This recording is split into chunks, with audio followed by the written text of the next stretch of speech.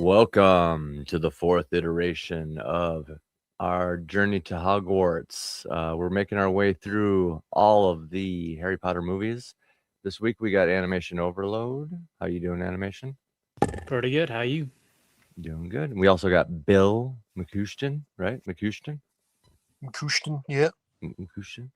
And yeah, McCushton will be our resident expert on the Harry Potter movie. I'll do my best. I'll guide us, and Animation will obviously be doing what he does every week, making some cool arts. Let's see, we'll do it this way. How's that sound? So yeah, guys. Drawing. Yeah. And of course, Animation sending me messages in the private chat as I'm trying to make sure my phone is stable. This gargle worm salt. Oh, yeah. Gargle worm salt. This is personal. Let's keep it in the private chat. It says here, say 3 Hail Marys, and anyway. So anyway, Harry Potter 4. We return to Hogwarts to steal the Goblet of Fire this week. Kahuna will not be joining us, but we may see him in the chat. Yeah, before we get started, Animation, how you doing? How's your week been? Pretty good. Work sucked, but other than that. Oh yeah. So just typical work. Just working. Yeah, just like it, economy's been down. So. Oh yeah. I hear you. Yeah. Everyone's feeling that. What about you, Bill? How's your week been? Oh, this and that. I'm at baseline. Based. Yeah. Good. Progress. Good. Some debt, so that's good. That is good.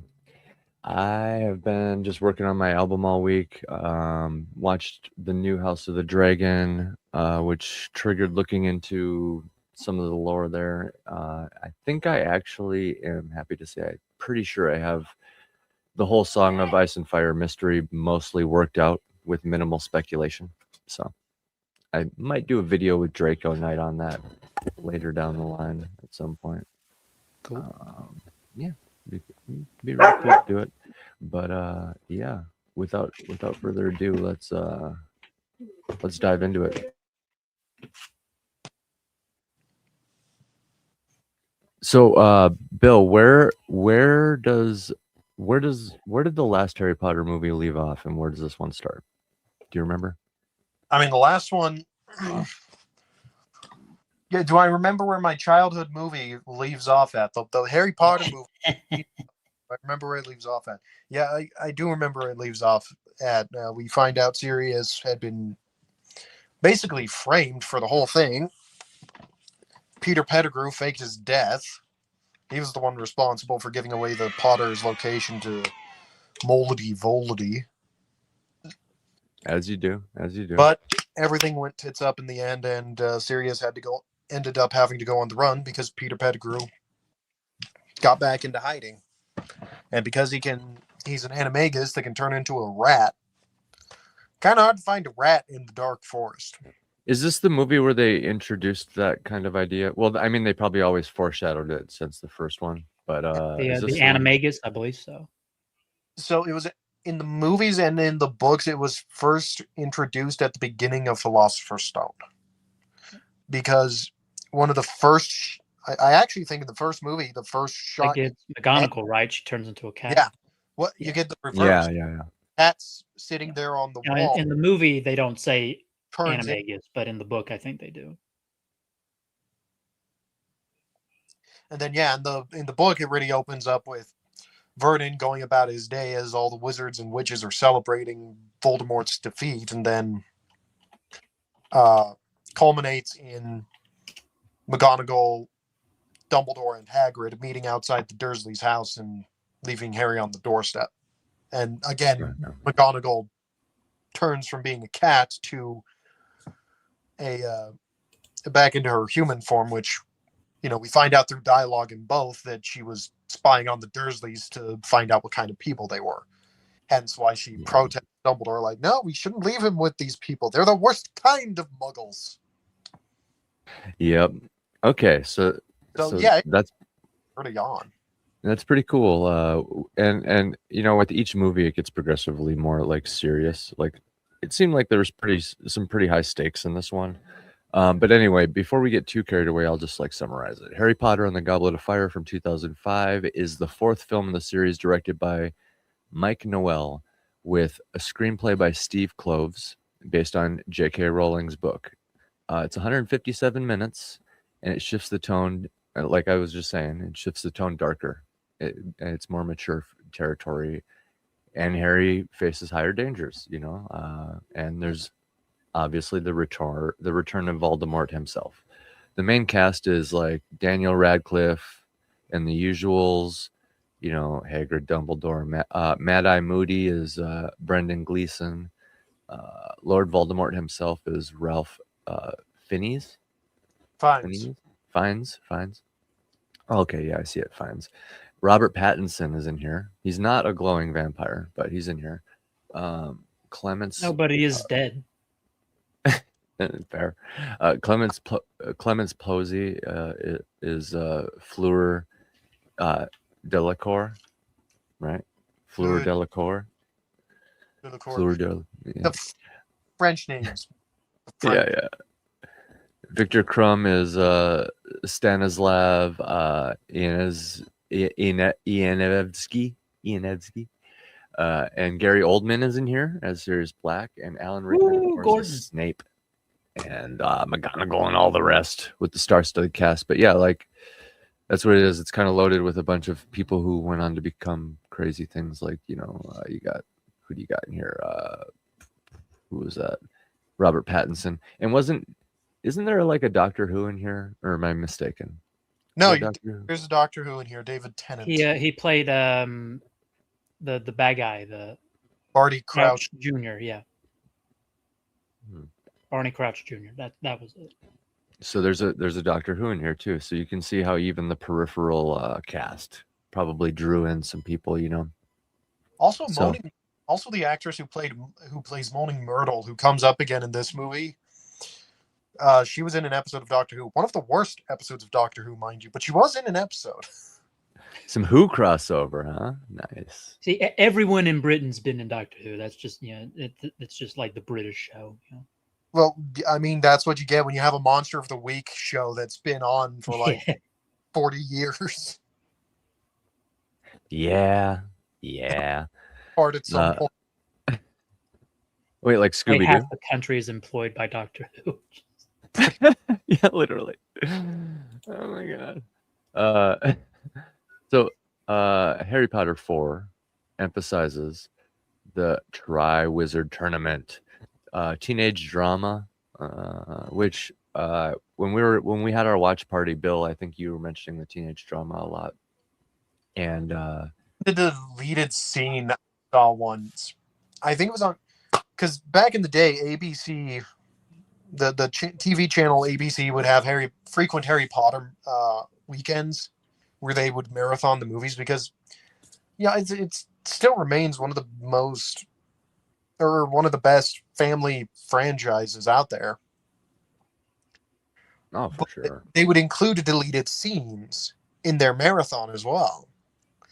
And I remember seeing at some point a deleted scene where Snape and Karkaroff are talking during the Yule Ball, and they're busting teenagers getting a bit too close in the carriages right outside the Great Hall. Like, yeah, as you do. And I can't even remember what they were talking about, and I think there's a distinct possibility it may have been related to another conversation that they have at a different point in the film, when Snape accuses Harry of stealing from his ingredient stores, which, in a long movie, 2 hours and 37 minutes, it's understandable if you want to cut a scene, if you think that you already have two scenes basically covering the same material. Yeah, that makes sense. I do wish though that they would have And included the. and with the That's pretty stores good. scene, you also get more of that hinting at what is really going on in the movie. Yeah, that's fair. And with movies, it is nice to see those side details, but you do have to kind of keep people's attention focused on like moving the story forward. So I get it. I get it. Um,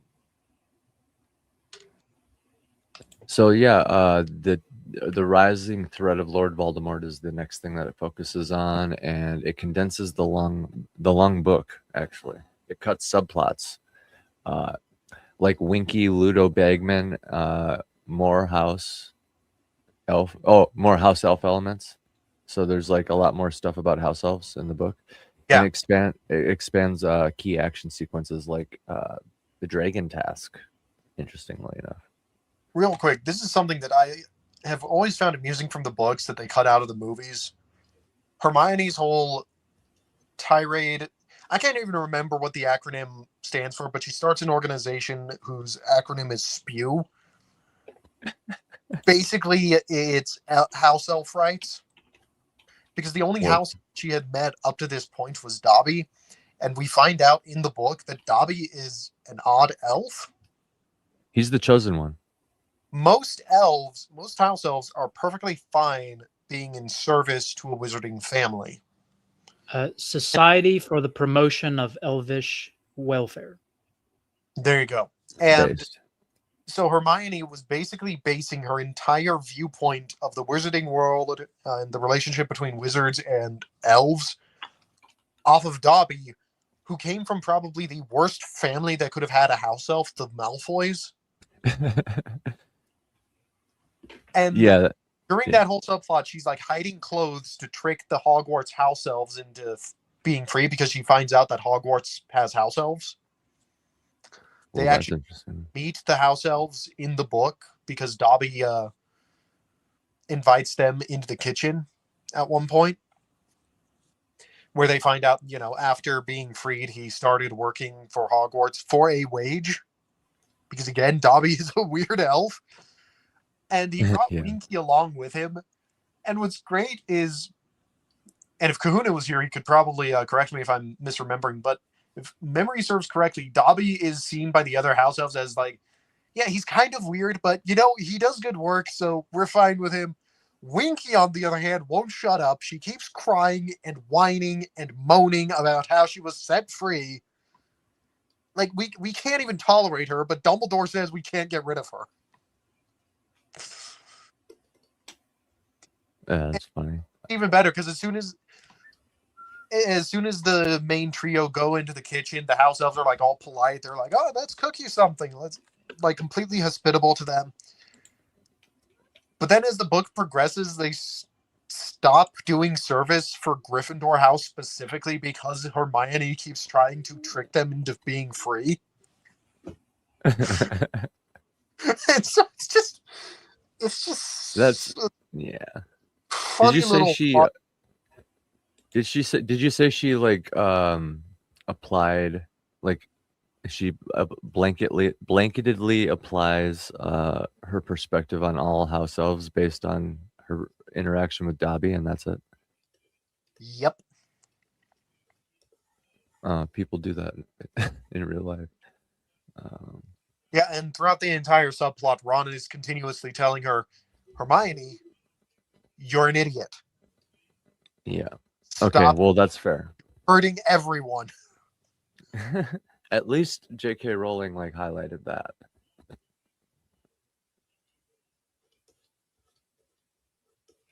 But yeah, it opens with a nightmare and then goes to Hogwarts right away, right? That's kind of where it starts. Yeah, and there's another difference from the movie and the book. The book actually goes into a bit more. Because of course it does. You actually start. Mm, it continues what the second book did, which is building up and elaborating on Voldemort. Except it's focusing specifically on the Riddle family. And the strange murders of the Riddle family. Yeah. There was no murder weapon. There was no. The riddling murders, if you will. They were just dead, and everyone blamed the housekeeper. And it goes into like this long thing about how the housekeeper was in prison for a while, but was eventually released because they couldn't prove anything. But everyone was always suspicious that he killed the entire family. But through context clues, and by the end of the prologue, which is where you see the Muggle housekeeper get killed, you as the reader realize, oh no, Voldemort just killed his family. Okay. Oh yeah. And you can already get the relation because in Chamber of Secrets you get his real name, Tom Riddle. Yes. Which kind of I just keep remembering the scene. I have a scene or two that stuck out to me. I got all the scenes in front of me here, so we can discuss some cool ones and skip some boring ones. But yeah, it just, like I said, starts with the nightmare, goes to Hogwarts, and feel free to keep highlighting differences from the book that you remember. And if we don't go over those, I can look some up. We'll go over all of them. But so the tournament's announced. There's new defenses against the dark arts, right? So you can kind of see how these movies and the story kind of is just like slow rolling the world. You can tell that this whole series is kind of like it's selling you on the world itself more than the actual story, which is why the story is kind of this simplified, chosen one, light versus dark. You know what I mean? Yeah. You got the simplified story and then just sell the crap out of the world, right? And that's another major difference. The movie sort of immediately, like, the other schools are showing up, or students from the other schools are showing up because they only bring the seventh years from those schools, or their nation's equivalent of seventh years, because those are the only age students that are allowed to legally participate in the tournament. Yeah, you got to be a certain age. Yeah. But in the book, several months passed. I think a third of the school year was over by the time the other schools came, because they were actually very narrow. Like, it wasn't just we're bringing the seventh years with us. It was everyone who wants to give it a shot at participating, pack your bags. We're going to Scotland. Hell yeah. And so did they mention other schools before this move, like before this point? I'm sure they had to have. I'm sure they foreshadowed everything in the first book. I don't think so. But at the same time, it's one of those parts of the world building where you'd expect it to be obvious, because not everyone's going to be able to go to Hogwarts. Right. And there's a big world out there. The Americas probably have their own schools. Europe would have multiple schools. Like, with geography, multiple schools was inevitable, but there is a point in one of the other books where Malfoy mentions that his father was considering transferring him over to Durmstrang. Yeah. So there's this implication then that out of all the schools, so like if Malfoy is the personification of Slytherin in a lot of ways, then there's this implication when he associates himself like that, especially from his father's perspective, like it's an ancestral family thing, that Durmstrang would then be one of the most brutal or then dark schools. If they are a dark family, then that's a dark school, right? Well, and they lean into like a sort of military school kind of aesthetic with the Durmstrang students when they show up, because they're in almost like military uniforms, and their entrance into the hall is very much a march or a militaristic parade. Yeah, like communism vibes, kind of. I also think basically made Durmstrang an all like Russian vibe, at least in the movie. What was that, A? Very like Russian vibe, at least in the movie. Yeah. Mm-hmm. Well, it's based in oh crap! I'm trying to remember. I believe it was a Scandinavian country where Durmstrang is. Okay, that makes sense. And then I love that in the movie, basically all the Durmstrang students are boys, and all the Beauxbaton students are girls. Yeah, that's a good little detail there.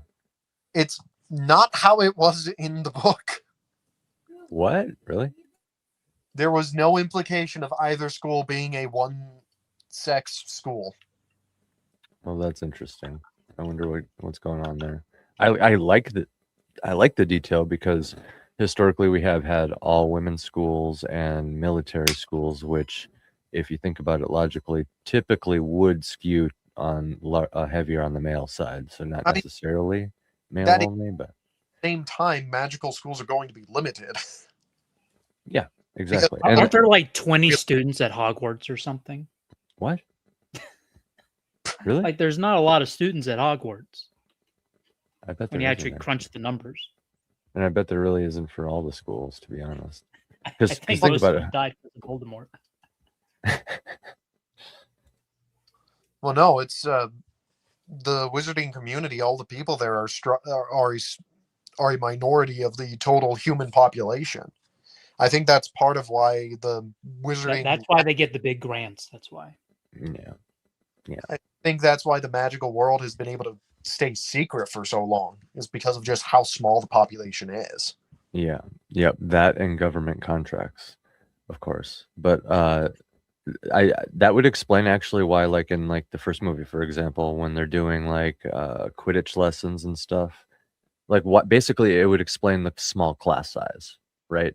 And then you can deduce that, there's probably a class that size at each of the schools. So like even though the world seems like it's ballooning at an alarming rate when you start compounding how many schools there must be and classes and grades and stuff like this, if it's really only one school per region, I guess that's not that crazy in the scheme of like human population on Earth, to be fair. But I feel like I guess you would get more crazy stories happening. I guess they do have their own little bustling, crazy little world going on there with like news and headlines and stuff. So, but they maybe could have leaned more into the other school stuff. How many schools are there? Uh-huh. Well, I'll What ask good that. are you then? They only ever mention the 3. I know in the Fantastic Beasts movies, they name drop the American school. Because Yeah, the first movie takes place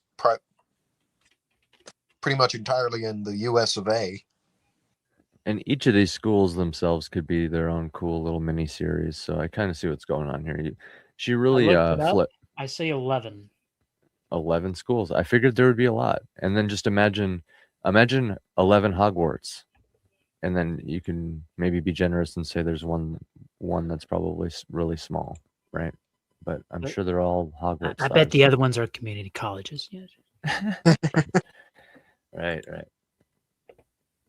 Community. Because there's places like, I don't know, Russia again, for example, like the far eastern portions of Russia, right across from Alaska, where there's just like very small populations. So, I mean, a good writer, I think, would say that at least one of those schools is going to be representative of, like rural, small town type school. You know what I mean? I don't know what that would represent. Probably somewhere equivalent in the world where there's no population, like a desert area, the Sahara, Sahara Hogwarts. And it makes you wonder about the magic too, how it would manifest all these ways. So it's kind of cool. Good idea. But we see dragons in this one, right? Yes. And not only that, it's kind of like how to train your dragon. Was it a house worth of dragons or just?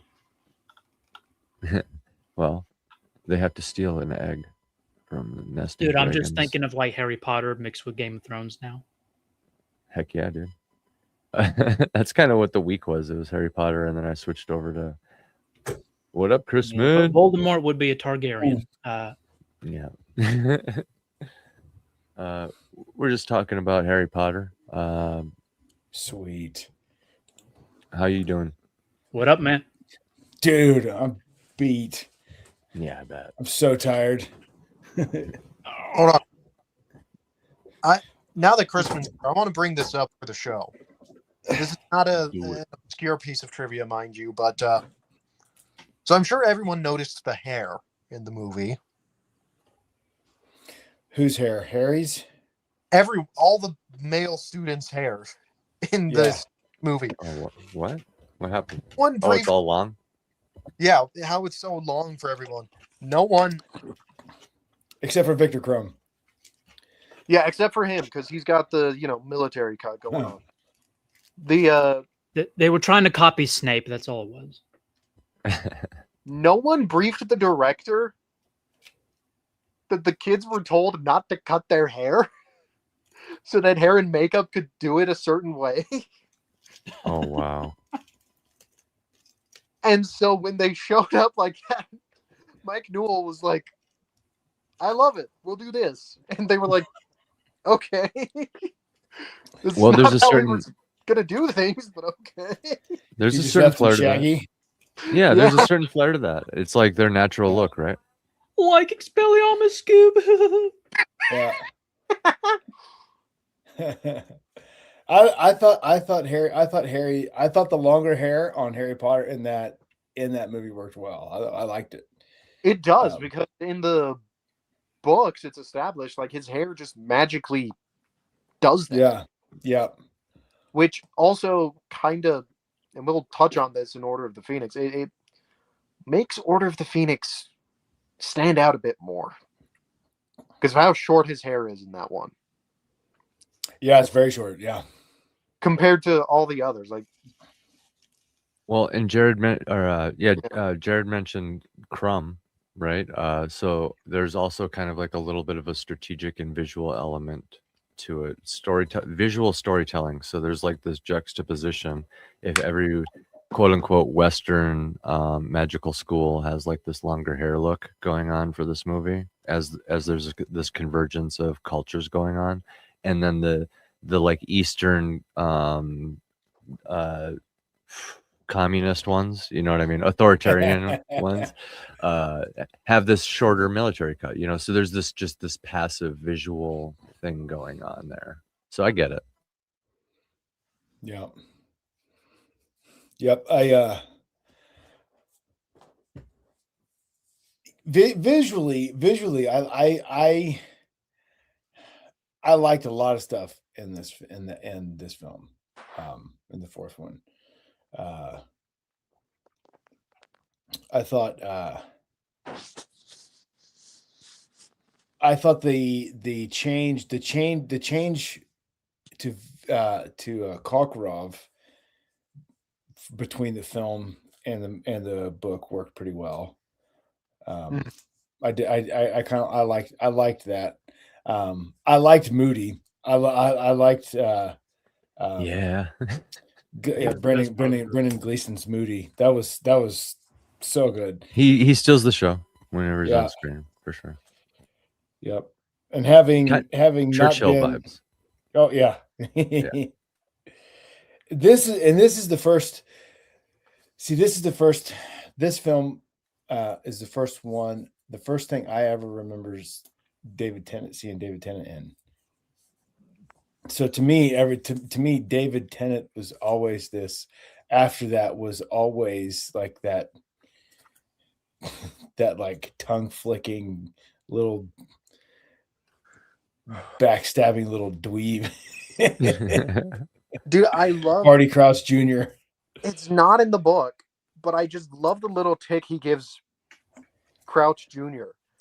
Yeah, that tongue especially flick. Because in the book you get that scene right after the second challenge, and Barty Crouch Sr. shows up dead. Yeah. We should probably have warned people there are going to be spoilers, but it's Harry Potter. Everyone's seen it, so whatever. But in the movie, great choice to actually give him some sort of visual tick that his father would recognize and realize, oh crap. They also did not elaborate in the movie on how Junior got out of Azkaban, because that was like a whole conspiracy perpetrated by his father and his dying mother. Yeah. To basically replace him with his terminally ill mom. Yeah. Yeah, that was one thing. I mean, that's just one example. Like in terms of an adaptation, like I think this film, the fourth one may be the most egregious in terms of what didn't make it to the film. Things like that is such a good piece of storytelling, and then to make Barty Crouch and Barty Jr. just like tertiary characters in the whole thing. Like that was I feel like that was a mistake, man. I was just telling the guys here about the Spew storyline with Hermione, and I would have loved to see that in the movie just for the lulls. Yeah, Being like, yeah, Dobby, he wears clothes, he gets paid, he's kind of weird, but he does a good job. Winky, on the other hand, Dumbledore says we can't get rid of her, and everyone here wants to get rid of her. She won't stop crying like a little bint. And then she's a drunk. Yeah. Oh, dude, I forgot that she was drinking too. Oh yeah, she's just drunk. We have an alcoholic house elf, won't stop crying, won't do any work. Can we get rid of her? At least Dobby does something. There's some interesting symbolism going on here. There's, the Goblet of Fire itself is like destiny, fate, fire of the gods, right? Mm-hmm. There's fire in general is a recurring motif between the goblet, dragons, the dark mark, resurrection. The Triwizard Tournament itself is like a hero's journey nested within a hero's journey, nested within the overall hero's journey going on. So yeah. and by the way, that itself is symbolic of growth and trials, which one of the main themes of this movie is awkward teenage transition. Like there's the prom scene, right? For example, that's actually the next scene that we're on. But not only before we go to that or anything else here, I'll just get through just skim the symbolism here. There's the wand connection, the priory. What is it? The priory incantatum. Incantatum. Yep. The shared destiny. That's like shared destiny, memory, and like the power of love. So there's like that destiny again. And who was it? You just said somebody on the bad side, like his mom helped him. Who was that? Yeah, Barty Crouch Jr. Yeah, just like Harry Potter's mom helped him, right? So there's this recurring theme of what it just said. What is it? Power of love. There you go. More power. Like paternal sacrifice or something. Oh yeah, exactly. And then obviously the blood ritual with the resurrection, which by the way, that is the scene that sticks out to me the most. I think I'm down to talk about that. That's like life, death, corruption, cycles. Sticks out to you the most. I'm not gonna lie, fucking metal. Yeah, dude, it's pretty fucking metal. I'm not gonna lie, they went really hard. I'm like, okay, I kind of get the satanic panic. I can touch you. Kind of get it. Anyway, Cedric Diggory. Because it's weird, smoky on the back of Quirrell's head, Voldemort. Yeah, whatever. That's fine. That's fine. Yeah, but this Voldemort, the Voldemort coming in and it's just like kill the spare. Without spoiling anything, he's basically Aleister Crowley, and this stuff is in D&D as well. First line out of his mouth once he steps into once he's carried into the graveyard is just kill the spare. Kill the stag. Dude, yeah. Dude. He's kind of biblical like that too. It's odd and unsettling, and that's part of it. So he plays a good Voldemort. No, the other one. Oh. Yeah. If he had a nose, I would. And just the presence that Ray Fiennes has. Mm-hmm. Yeah. And even the way he holds his wand in a weird way, it's just weird. Yeah, it's on purpose. It's like this effeminate, weird way of holding a wand, like you just did, And the way It's Crazy. unsettling. It's like he teacups. He's like a teacup drummer. Just a pretentious prick. Dude, Like, don't the teacup drum that drummers. stick, you prick. It's like he's packing a Yeah. wad of dip. Dude, what the fuck? Dude, but yeah, it's unsettling though, because it's so odd. It's like this odd. Yeah. The guy thought about it, the actor or whoever directed him. But anyway, so the fake Moody is like deception and hidden evil, which ties to Voldemort returning, right? Obviously. The pensive is like memory again. So you see memory popping up a few times. Truth and confronting the past. There's several nods to the past. Like I think most of these like stories in this middle section of the movie series are kind of like shout outs to the past. Like there's a lot of flashbacks, if I recall right, especially around Sirius Black and stuff within these movies, I think. But yeah, it keeps going. There's broader stuff too, but yeah, that's like the main ones. A lot of it is like destiny, power, and like hidden stuff. Real quick, fake movie. Fake Moody, yeah. The movie beats you over the head with it. I would say, but it does it in a way that I think someone new coming into the movies probably isn't going to realize it at first. Yeah. Can't say I saw the movie after I read the book, because for whatever reason, the fourth one was the one that I always happened to miss. I don't know why. But hilariously, it's the only one I ever saw. But the movie is continuously drawing your attention to the fact that Moody keeps drinking from this one specific flask. We get all the mentions of polyjuice potion, from Myrtle seeing traces of it in the plumbing, to Snape's like, yeah, I know what you kids are up to. You're stealing ingredients for this potion. I'm going to find out why.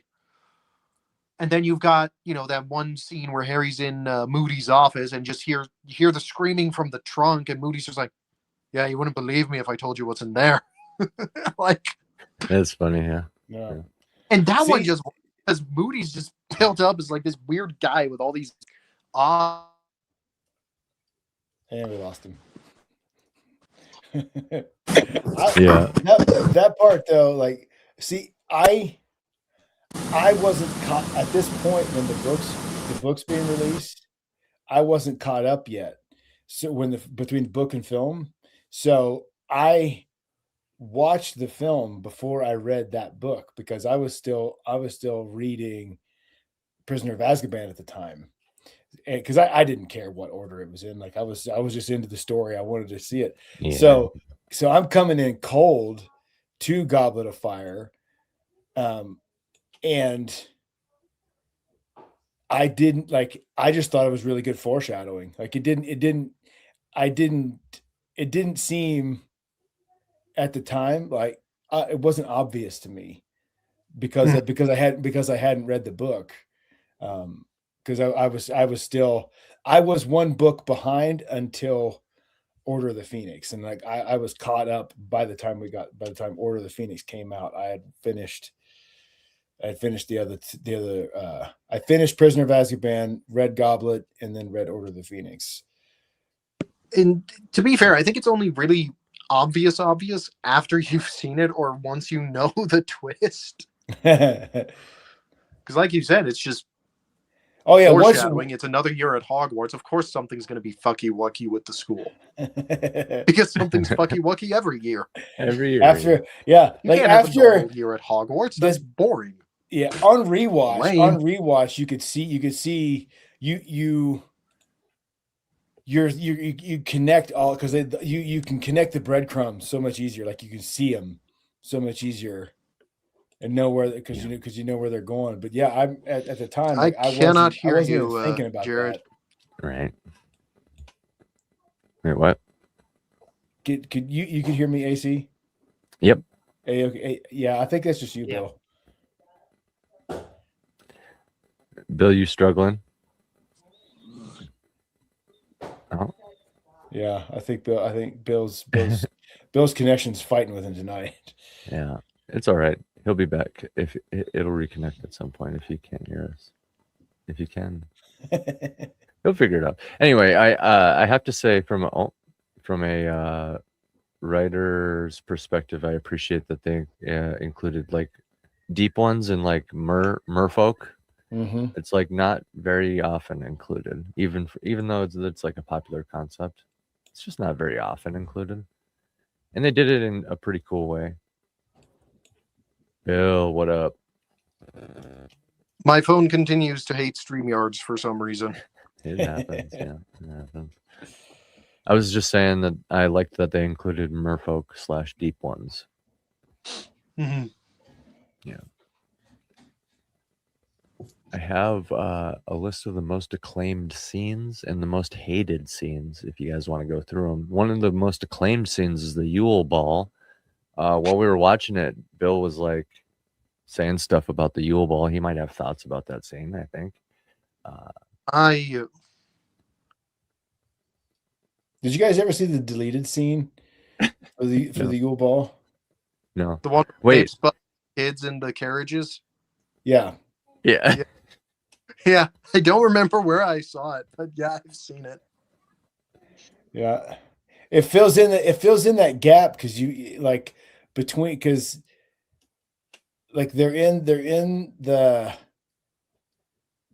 Great Hall. Ron makes Harry mad, and then it cuts. Then the next thing you see, like Harry's walking in from somewhere, and Hermione's blindsides and yells at him, and you don't know where. It's so jarring because you don't know where he came from or what was happening. How did they just get this separated like this? And that's where it came directly out of that scene because it's Karkaroff and Snape were talking about the Dark Mark. If I recall that correctly. Is pretty much repeated information from or it's either repeated or gets repeated again. It was before the one in his storeroom, in Snape's It's Snape's apothecary. It preceded that one. You can tell why they cut it because it's like, okay, we're basically getting the same thing across twice. We have either this Yule Ball scene or this scene, which also helps foreshadow and build up the primary mystery of the movie again. Let's keep the one that builds up the mystery. Yeah. Yeah, that's fair. One of the other critically acclaimed scenes was obviously Harry versus the Dragon. You know, it's the Dragon. First movie of the Dragon. Gotta love it. Obvious reasons. The graveyard scene. The graveyard scene with Voldemort's resurrection. Oh, yeah.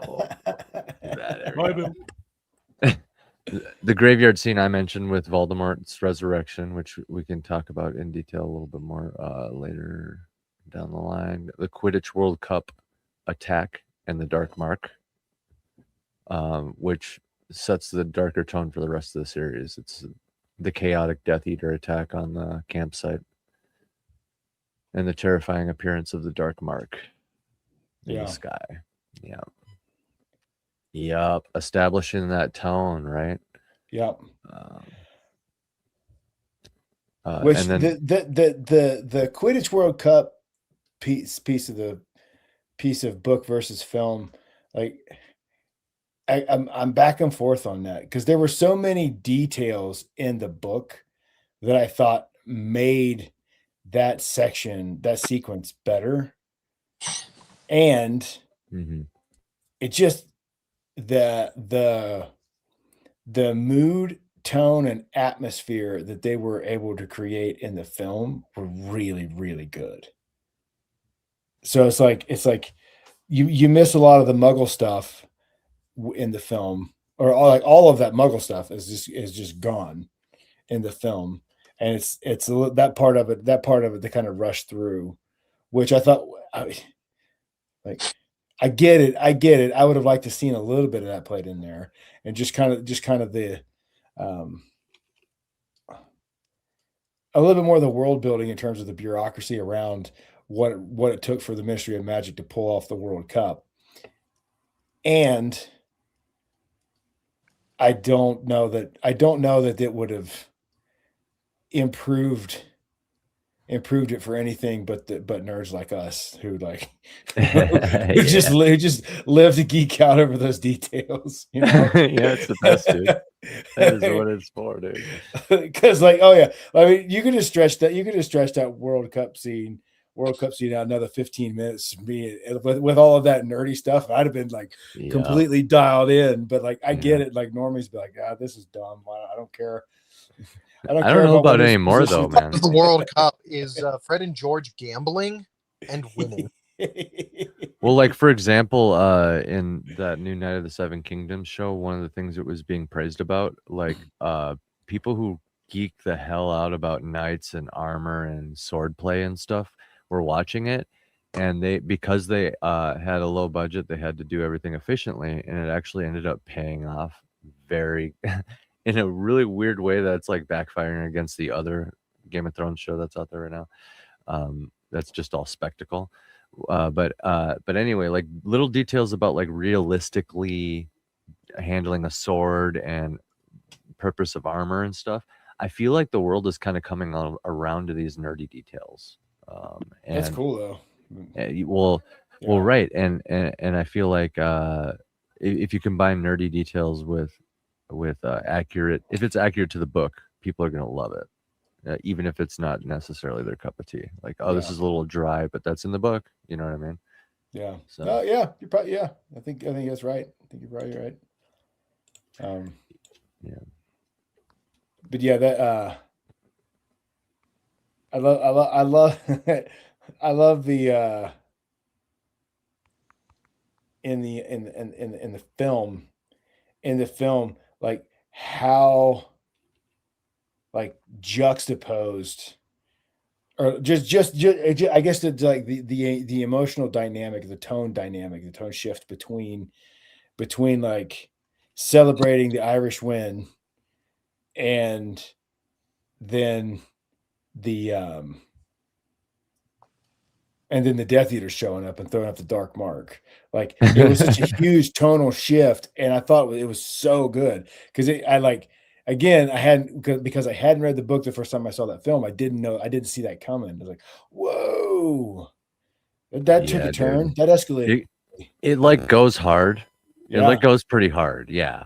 And that kind of like draws me back to that because like the only other like top acclaimed scene is just like the arrival of the drum string and the other schools for the spectacle. So it's like most of this is just like spectacle. You know what I mean? Yeah. But I mean, out of all the spectacle, I don't know how book accurate the graveyard scene with Voldemort actually being resurrected was. If you guys want to dive into that one next before we get into like the criticisms, because there's just as many criticisms, obviously. We've already touched on some of them, like skipping things. But yeah, that graveyard scene, is it book accurate? I mean, it's book. I mean, it's the details that made it to the film are mostly accurate.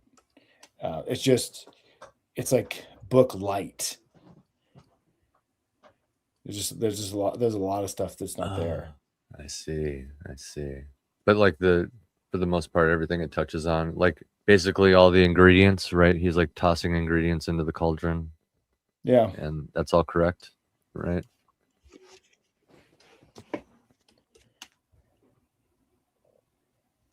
As far as I remember, I believe it was. I could be misremembering. It's been a while since I've read the book. We just reread it last year, but I'm trying to remember.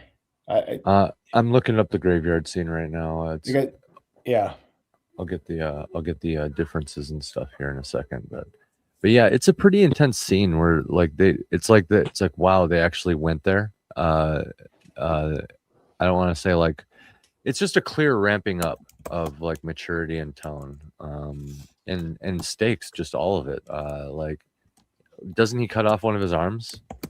Yeah, Worm cuts off a hand. And as he's doing Yeah. all this, stuff and adding it to like the potion, he's like specifying like willingness and unwillingness for certain things. Yeah. And it's like, Yeah. It's the The hand of the servant freely given. bone of the father, Forceful- unwillingly taken, the blood of the enemy forcefully taken, and the flesh of a servant willingly sacrificed. Yeah. See, and D&D has, okay, so the reason I brought up D&D before is, so what really got me circling back around to Harry Potter in my adulthood was after I played a little bit of D&D, studied more like mythology and stuff and history throughout my life, matured as a person a little bit more. In D&D, there's this idea of a lich, and once I realized that Voldemort is actually one of the few actual examples that we get to see of a lich in a pretty accurate form portrayed, like in a movie.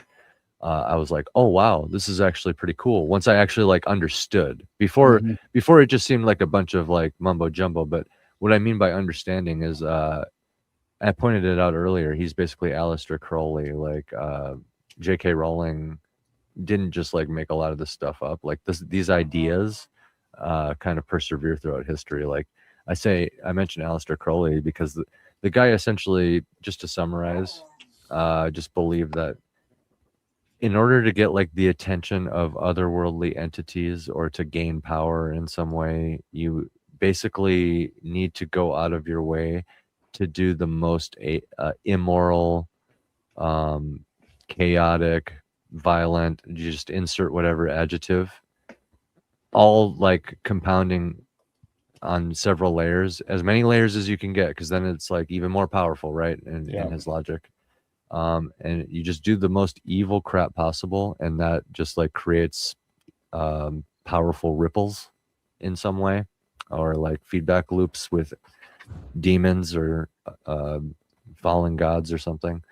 So like everything that went into that ritual is like, okay. And then we see the Epstein files recently, and it's like, okay, this is like kind of checking out in a lot of weird ways.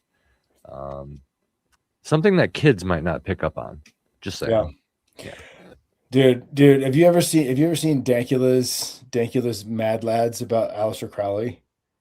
No. Dude, you gotta watch it. It is in depth and just like his classic Dankula. So it's hilarious because he's like talking about some horribly dark, like just like horribly degenerate stuff, but like making jokes about it the whole time. It's worth watching. All right, I'll have to check that out. Dankula? Yeah. Count Dankula's it's part of the Absolute Mad Lad series. Oh yeah, I'll check that out. But yeah, man, that scene pretty visceral. Even like right when it starts, like doesn't he kind of just manhandle Harry with the wand? He just cuts right to the chase. This is a real situation, little boy. Boom. I just break past your defense. You're restrained. I could just kill you right now if I want. The game is over. Now I'm going to do my ritual. You know what I mean? You now. Yeah. Oh, that was one of yeah, dude. The way he says it and how. Anyway, but that was also one of the acclaimed things was Voldemort's performance. By the way, just the actor on his face is regarded as a entire series highlight. Apparently, even with the changes. Yeah, for sure. Ray Fiennes killed it, man. Dude, I feel bad for all of the TV actors for the performances they have to follow up on. Yeah, good luck. Yeah, but one in particular, I don't know. Oh, dude, what a travesty. Yeah. Yeah. The thing is the one of the ones that like not a lot I haven't heard many people talk about, but like Robbie Coltrane did such a perfect Hagrid that when like Nick Frost in the role of Hagrid in the previews, like it's not Hagrid, man. It's like it's a real bummer, man. Yeah. It's like okay, you're essentially just look like Hagrid, but you don't sound or act like Hagrid at all. And what's cool is like in the audio books, the Stephen Fry narrated audio books, like it is so like Stephen Fry, it's almost like Stephen Fry is doing Robbie Coltrane playing Hagrid instead of just like it's that close. So it's like so that means like there's just so many people that have that version of Hagrid in their head. Like, good luck, buddy. Yeah. Yeah. Good luck following that one. Okay, so they're interesting. So I'm looking at the scene with Voldemort breaking down here. So they arrive, Cedric dies, literally kill the spare. The ritual. Imagine if he missed and hit Harry. Yeah. Voldemort monologues, which I'm sure I could look up quotes of that and it'd be cool. But then he tortures Harry with a Cruciatus curse. Yeah. So what is that? Is that just pain? It's one of the three. Yeah, it's one of the three unforgivable curses. It's like physical pain. Yeah. And basically are the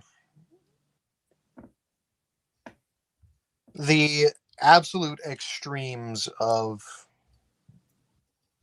evil, I guess you could say. The Imperious Curse, basically imposing your will onto another person, taking over their mind. The Cruciatus, which is pain. Yeah, excruciating pain. Just inflicting pain on someone. And then, of course, Avada Kedavra, which just... The killing curse. Yeah, just straight up kill it. Which, fun fact, D&D, a lot of questionable characters and the hardest, most evil enemies do a lot of charming effects, right?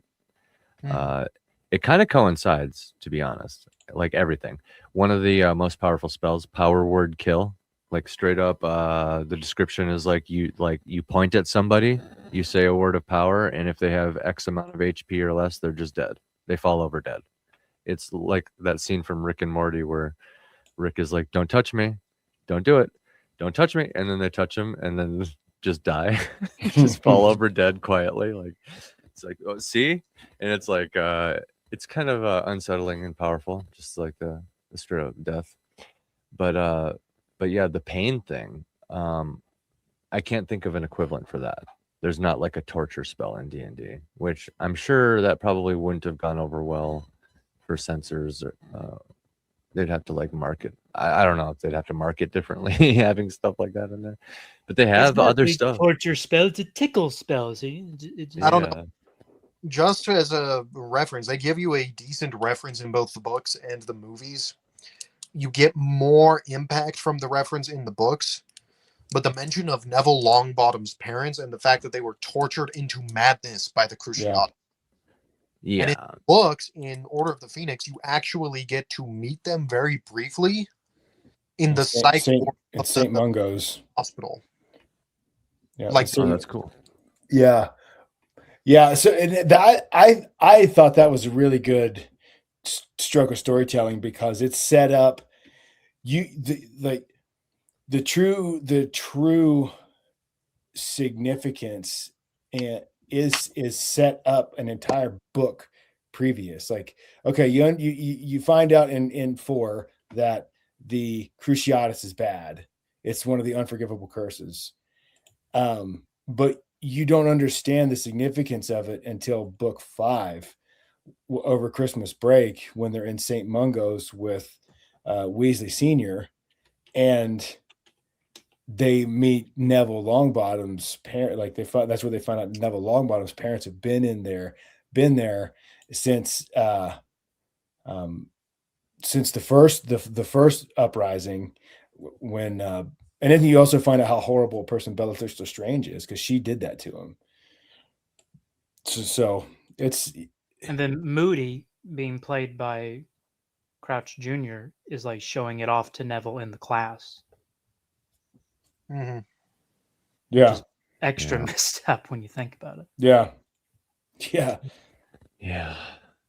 So a couple things here. First, to Jared's point, I've noticed that that's something that Rowling does in basically all the Harry Potter movies, it seems, or in all the Harry Potter books, it seems, where she'll set something up and then elaborate further on it in the next book. It's like a step ladder almost. Yeah. Because the mention of Azkaban we get is in Chamber of Secrets, because the minister comes and is like, sorry, Hagrid, we have to take you to. Yep. And then in Prisoner of Azkaban, you get Sirius, who's basically been broken down by being in Azkaban for so long, even if he could kind of hide from the Dementors by turning into a dog. Yeah. And that's another thing too, is like the more the books go on and you find out more, the more you find out about Azkaban, then you look back at book 2, it's like, holy crap, that's horrible. You sent Hagrid to that over suspicion? That's him? Jeez. Yeah, that's horrible. That's another thing. The Ministry of Magic is so royally fucked up. Oh my gosh, dude. It's true. Like, dude. I'm learning some like inspiring statue, friends in magic in the Ministry's Great Hall that we see in Order of the Phoenix. It's like, you have not earned this. Yeah. I'm seeing some interesting new mechanics that I wasn't previously aware of, as pertaining to the duel that took place after the torturing of Harry Potter. Because Voldemort forces him into a duel, thinking he's just gonna have an easy victory. But their wands have like a feedback thing that happens because there's a twin phoenix feather core inside both of them, because it's from the same guy, right? They get the wands from the same plug. I think they're both from Fox. Dumbledore's Phoenix. Yeah, they're both from Fox, huh? So it's like the same. It's like the same creature, or the same exact creature. So then that's symbolic. Yeah, kind of like two sides of the same coin. Well, and going back to foreshadowing, and it really is phenomenal how you see just how well Rowling was able to foreshadow a lot of things. Because in that first book and subsequently the first movie, you get that great scene in Ollivanders where he goes to get his wand, and that one doesn't work. So I need wand 2. Okay, that one definitely no. Definitely not. Definitely not. Also, that is the first Doctor Who actor that we got in the Harry Potter movie, John Hurt, because he played the War Doctor. Sorry, I got distracted. But then you have him just sit there, grab the wand from the stack. I wonder. Mm-hmm. And then, after the wand works, he's just like, okay, so this is rather interesting, and this is why. Yeah. Because this same coin. Feather gave another one, and the other one gave you that. Yeah. Sort of already putting that up, and then you get further building that connection in this one where the wands don't really want to hurt the wielder of the opposing wand, because the wands themselves are brothers, and they can sense that soul connection between Harry and Voldemort. Yeah. We call that Chekhov's wand. Chekhov's wand. Oh man. Speaking of that, that's hilarious, by the way. Speaking of that, the Priory Incantatum. What is that? It's it triggers echoes from a wand's victims or some. Well, no, the Priori such? Incantatum is you'll see the last. It's like the last 3 spells cast by the wand. And what is it? Is that a spell? Is the Priory Incantatum a spell, or is it No, Priori Incantatum is the state of wands. When wands connect, you will see the last 3 spells cast by one. Well, as basically, I thought it was a bit of a spell because in the beginning, after everything is said and done, and the Dark Mark has been cast at the World Quidditch Tournament, one of the ministry responders to the incident finds the wand. Oh, that's right. Was picked up by yes. Cast Priori Incantatum to see what spells were. Like, is this the culprit wand? Yeah. I believe it also comes up a couple other times. Yep.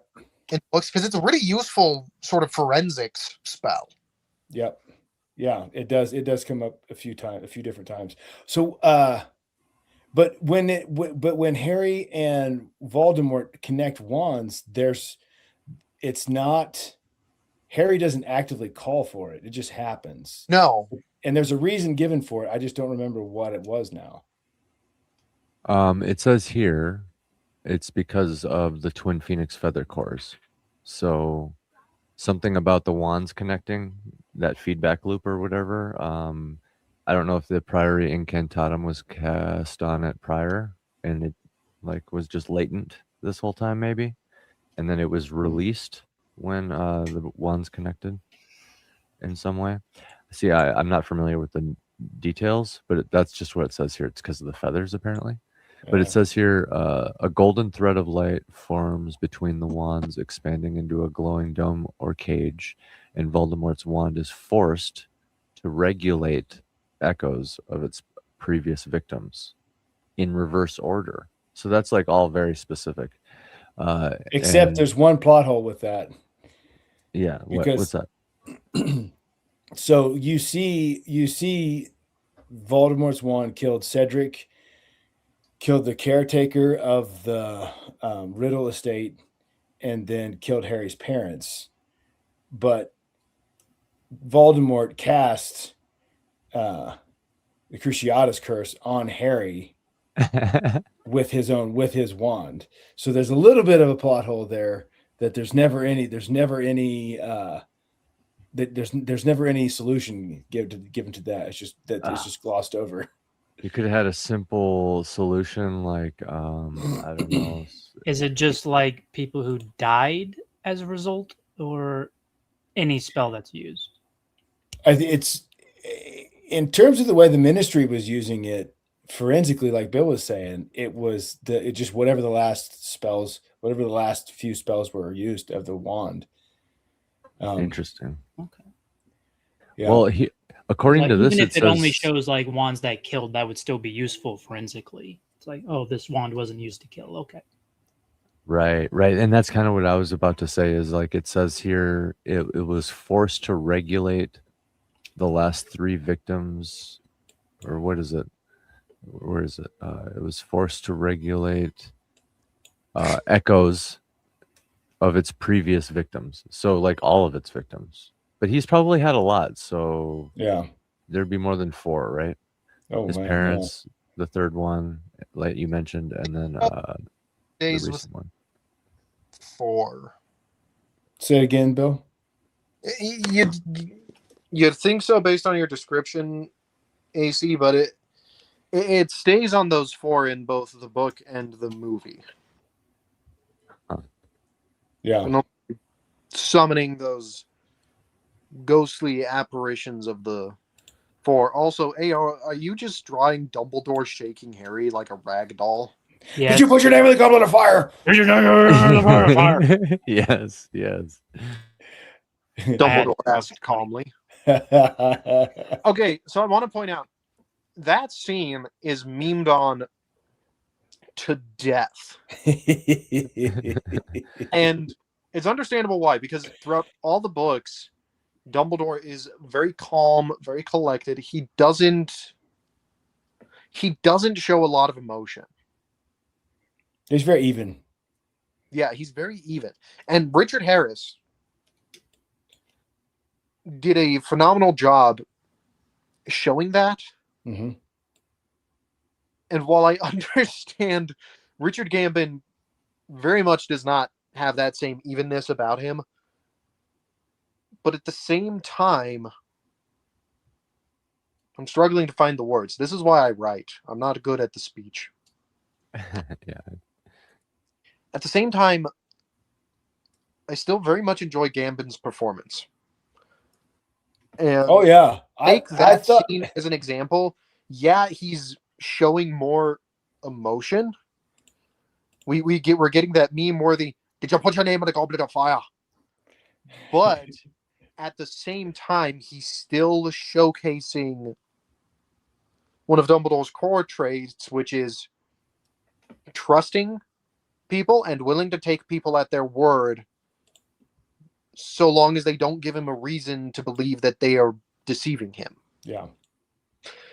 And in other scenes as well, like if we go back to Prisoner of Azkaban, he starts speaking coyly about the time turner. He just immediately starts saying, "Funny thing, time." And, you know, right before he closes the door to the hospital wing, he just says, 3 turns ought to do it, Mhm. and then winks. Yep. So he still has a level, or he still has a bit of calculation and reasonableness behind it. He's just third time Doctor Who's being brought up tonight. It's almost when you compare David Tennant to most of the other Doctors. David Tennant is a bit more of an open book than any of the other Doctors are. A lot of the other Doctors are more reserved. Mm. That's kind of how I'd compare Richard Harris between Harris and Gambon. Michael Gambon and Richard Harris. Yeah, was I saying Richard Gambon? You did. Whatever his name is. Gambit from the X-Men. Gambon's got more of that. He's a bit more open about his emotions, whereas Harris wasn't. Yeah. But it still is the same character. It still feels like the same character. The core character traits are still there. Yeah. Yeah. I loved Michael Gambon as Dumbledore. I thought it was awesome. I loved Richard Harris too. And it's like, geez, like how do you replace Richard Harris? Dude was a legend. And so I think Michael Gambon playing Dumbledore the way he did was the right call. Billy!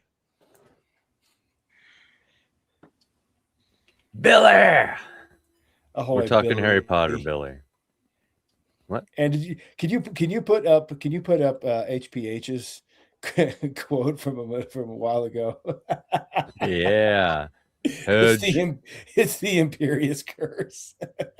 Imposing your will on another person, inflicting pain. It's an ex-wife. It goes in your will. Oh my goodness. Oh, That's so good. inflicting pain. Alimony. Can relate. What is it? Inflatius alimonius.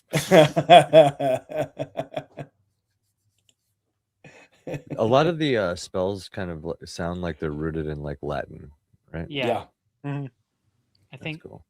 Latin and it was some other language. Pattinson got clapped. Yeah, he did.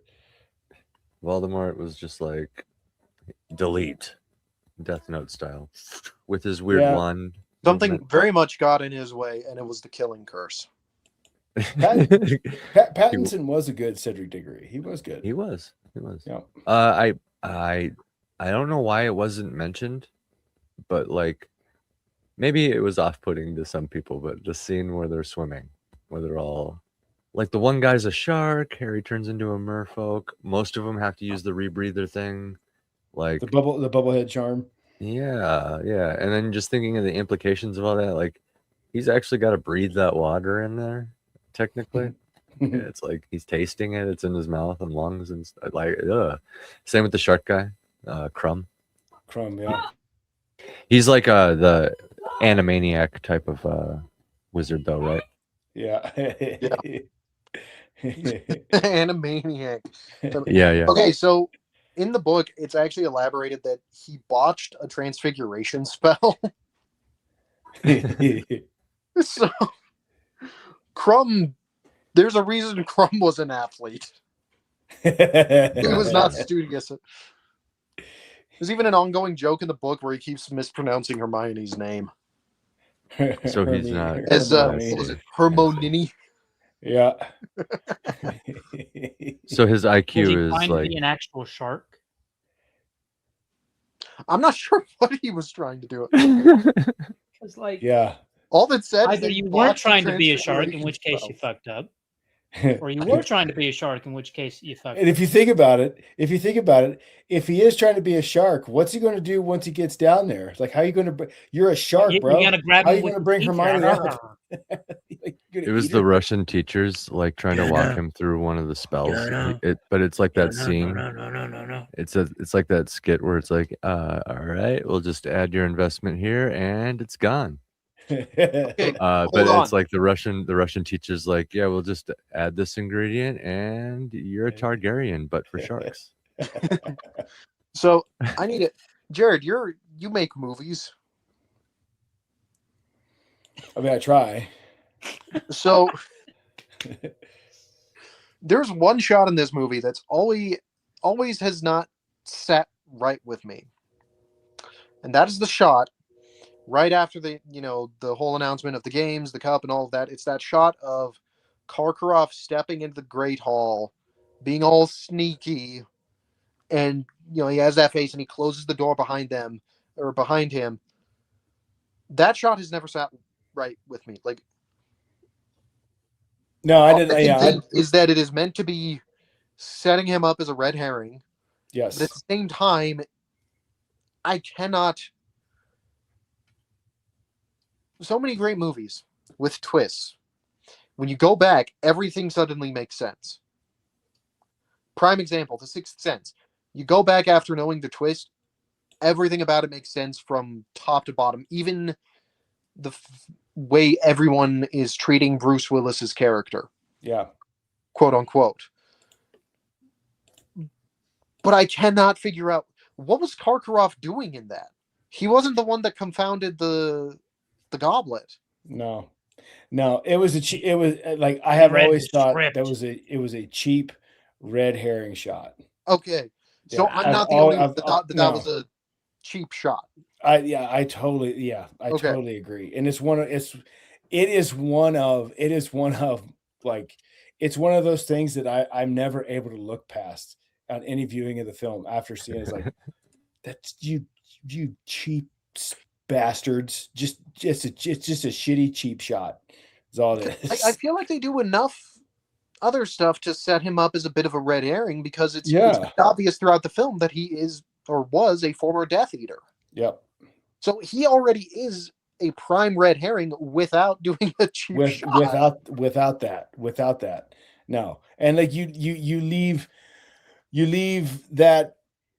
I mean, it actually it sets him up even better if you don't do that and you leave it as a big question mark until the scene with the Pensieve. Mm-hmm. When Harry sees that memory, then it's like, ooh, this guy's dirty. But I hate that shot in there. I hated it. Billy says there's a deleted scene in the film where Karkov tries to get Snape to admit he's a Death Eater, and he reaches for Snape's sleeve and to reveal the dark mark. That was the one at the Yule Ball that we were talking about. Oh, yeah. Yeah, we touched on that. We touched on the Yule Ball scene, Billy, with Snape We touched the ball. Wait, sneaking up on the kids and all that. Making out in the Yeah. making out in Yeah. the carriages. Yeah. But yeah, I'm right there with you, Bill. Okay. I just want to make sure I'm not crazy or overly critical here. No, that shot has always pissed me off. After first viewing, that shot has always pissed me off. I'm sitting here like, yeah, it doesn't sit right with me. Jared's over here like, you're pissing me off. The fucking scene, I fucking hate it. well, isn't it like move. hand holding? Isn't it kind of like assuming you're stupid or something? Like just like you're not going to think about what you're watching. Maybe a little bit, but it's just like it's so on the nose for the red herring. Like, hey, look at this. Hey, no, nothing to see here, folks. Just a suspicious guy closing the door. I'm sure it's fine. It's like, oh, come on. That ham-fisted stuff just drives me nuts, dude. Yeah. Yes, sir. But yeah, I thought there was some interesting details. Like, I don't know, they're rolling out the world building as they go. The world watching this time around, the world felt like it could get crazy and complicated, and yeah, like why isn't there like 6 Harry Potters and like 3 Voldemorts and stuff like that? You know what I mean? Well, and to be fair too, like this book, there's a substantial size difference between the first 3 books and then the last books, like the last 4 books. So there's a big gap between Prisoner of Azkaban and Goblet of Fire. So there's a lot more material to adapt into a film that has to be the same general running length. But it's like, I mean, I think they could have probably split all the rest of the books up into 2 films each, and it would have still, I think the franchise would have still been a huge success and still made money. Well, yeah, you can say part 1 and part 2. Yeah, easy. It's and then fit more of those details in there, because I think Half-Blood Prince. Well, what it would demonstrate too is the story, how much, just like you get a clearer picture of how much the story matures with the characters by all of the details that are in the books that you don't get to see in the film. And so by the time, so like it makes the gravity, it would make the gravity by the time you get to Deathly Hallows, the gravity of the story even more significant because of your expand, that you would have been able to expand the world building. And at the same time, like, I get it. Like, nobody knows, like, nobody had a crystal ball to see like how big Harry Potter was going to be. Well, not only that, but Rowling was a bit selective about some of the things she would tell, like what was important or not. Yeah. I have one major contention with Order of the Phoenix, that movie, but we'll get there when we get there. It's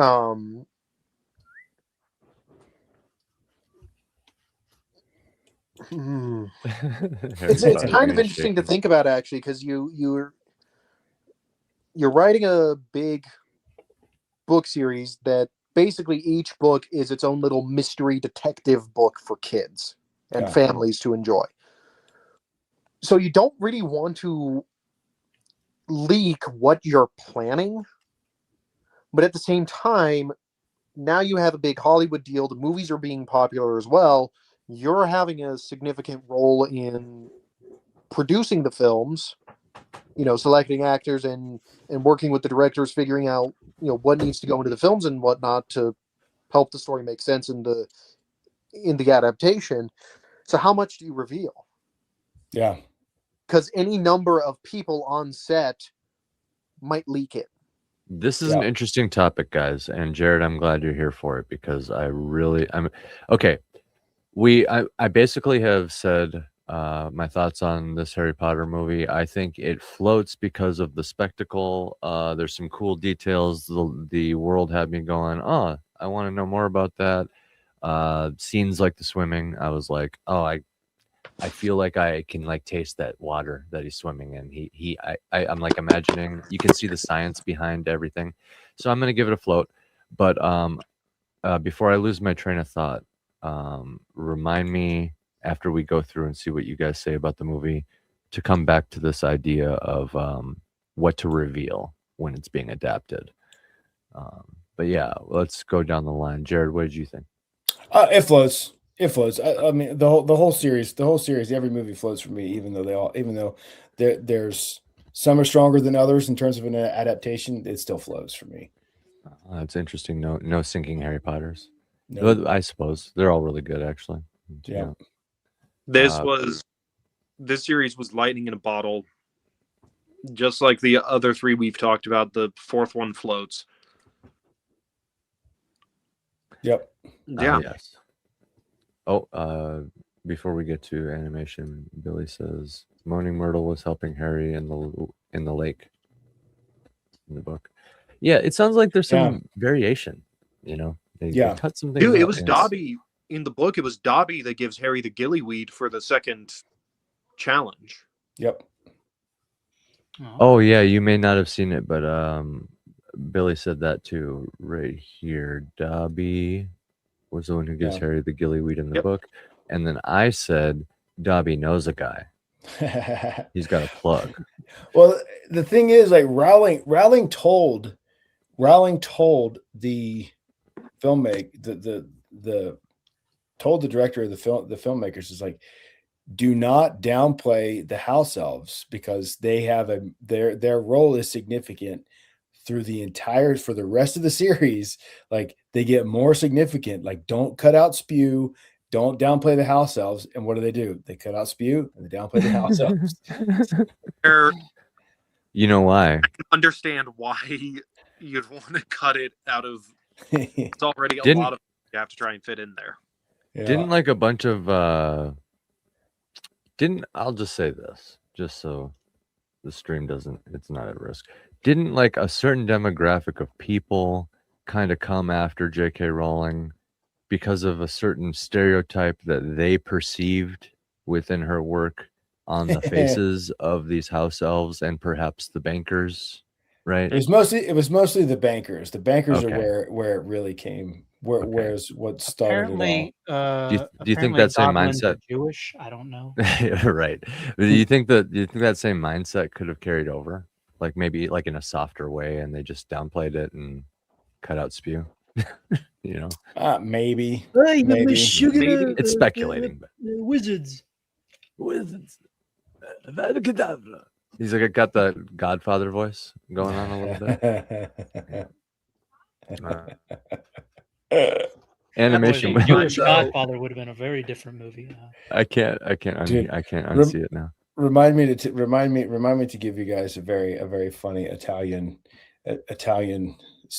complete side tangent on here, unrelated to anything. After we get everybody's floater sync. All right. Italian side tangent. I'll take note of that. Animation. What did you think, floater sync? I say it floats. I really like it. Easy float. Fun easy movie. float. I'll play the clip before we end the stream, just so we're not interrupting anything. But like, let's just go right into that Italian story. Oh, dude. So I am. I was asked if I could man the audio board for this memorial service we're having at the church, right? And so sure. So I'm in. And I'm in Video Village, and I'm doing it so the auditorium is like quiet. It's just uninterrupted. There's no extraneous people in there. So I'm in the Video Village, running audio, and one of the and it's an Italian family, and my buddy who's sitting beside me is pure Italian, like Chicago Italian, and.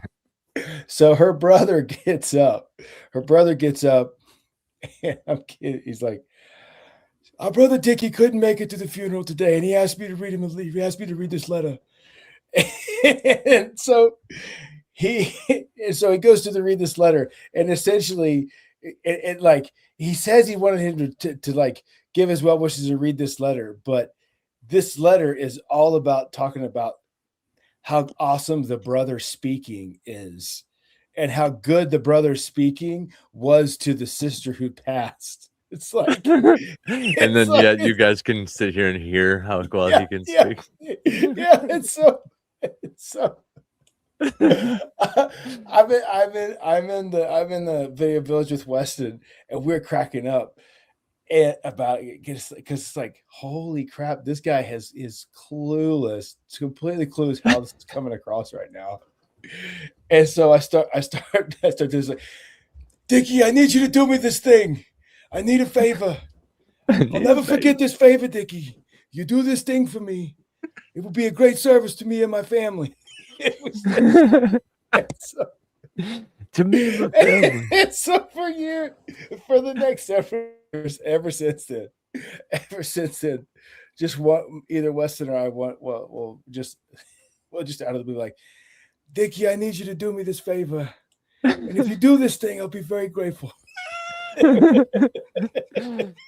Yeah, and Wes is cracking up the whole time because like he has like not so distant mob ties in his family, like Chicago mob, and he's like, dude, no joke, I have 3 uncles that all sound exactly like that guy. Yeah, that's funny, dude. It would be a great benefit to me, a great service to me if you could do this to me. I won't be able to not hear it now in the future. Harry Someday, Potter that day may never like, come. I shall call upon you to do a service. He's like, bro, this is your sister's funeral, man. It's your sister's memorial service, and you're reading a third party letter about yourself. Come on, get out of here. The day will come where I'll call upon you to cast a very important spell. I cannot tell you what the spell may be. Maybe a Cadabra, you never know. Yeah, very important. You see, resurrection of the Dark Lord or something, you know? But it will be seen as a great personal favor to me. Yep. As well as my family. Or you'll wake up with a paragraph head in your bed? Yeah, a hippogriff. A hippogriff, that's what it is. Hippogriff. Paragraph. I know you raise hippogriffs. I would very much like to visit your farm someday. Oh, I didn't touch on the music. They invented some songs for this movie. They made some pop music. Oh yeah. Dance like a hippogriff. Can you dance like a hippogriff? Yeah. What was the name? Yeah. What's the name of the band in that? Dude, because that band, the band they referenced, it's supposed that band shows up in some of the other books, later books too. Like songs. It's probably good to keep a couple 2 or 3 Harry Potter bands on reserve for sure. For sure, dude. Harry meets Bill and Charlie in the Goblet of Fire book. Yeah. Yep. The elder Weasley brothers. They changed stuff. That's one thing we established. But that reminds me of my my thought. Charlie's working with dragons, and so he gets the chance to meet him because, well, he's there with the dragons. Yeah. And speaking of dragons, and it's related to this thought, I watched the new episode of House of the Dragon with Draco night after I watched Harry Potter, and there was some more stuff revealed. I got to talk to him about some of the Song of Ice and Fire lore, and kind of where George Martin is at with his stuff lately. Basically, I've come to the conclusion that the guy, I mean, love him or hate him for whatever reasons, it's like, yeah, you don't have to read his books or whatever, but like, he's an American and he is a worldwide phenomenon. And what's happening is like essentially over and over again, these companies, people, establishments, organization, whatever, they just pillage his stuff. They literally just take it and then say whatever they need to get it from him, and then do whatever the fuck they want. So that's where my thought kind of comes back into play. It's like what Bill was saying about how much do you reveal because think about it. If George would have given Oh, dude, if George would have given everything to Dumb and Dumber, could you imagine how, like, back in the Game of Thrones days, how bad they could have just, like, kept that going and really just royally messed up his world? Or, like, if he gave everything to these House of the Dragon people. Because, like, I don't know if you guys heard, but, like, he basically is not even on speaking terms with the House of the Dragon people. He Yeah. is so upset with what they're deleting characters, creating plot holes, deviating so much, and just creating butterfly effects, and Yeah. not listening to him, just setting But him I aside. think the only thing with that is like George is the common denominator in that though. Exactly. Like this Finish is your on book. it's on George. And the thing is, I do think I still thoroughly like 100% maintain that Winds of Winter is finished. And he told Dan and Dave, Dumb and Dumber, exactly how the Song of Ice and Fire was going to end. And he saw how much people hate it, regardless of whether they did it well or not. He saw how much people hate the end. And like, we will never, ever see those books. He says he's writing and finishing Winds of Winter or whatever it is. Like, I think at most he's probably trying to figure out if he can fix it, if he can change it, but he doesn't know how because he can't write that kind of story. And like that's A Song of Ice and Fire will never be finished. And I think like he's such a bitter, jaded old man that like I think he's just like impossible for people to work with for very long because like he is the common denominator in all of these busted professional relationships. And it's like George, you came from television. You should know how this works. You should be able to negotiate for the kind of control you want, especially at your level, and be able to dictate a little bit better if relationships start to fall apart, so you can get your way. So it's like, what are you doing, man? Like, what are you doing? Yeah, like, you own this, and you sold it. Like, this is on you, buddy. Yeah. Rule number 1 in the contract: lore accurate. Yeah. No further rules.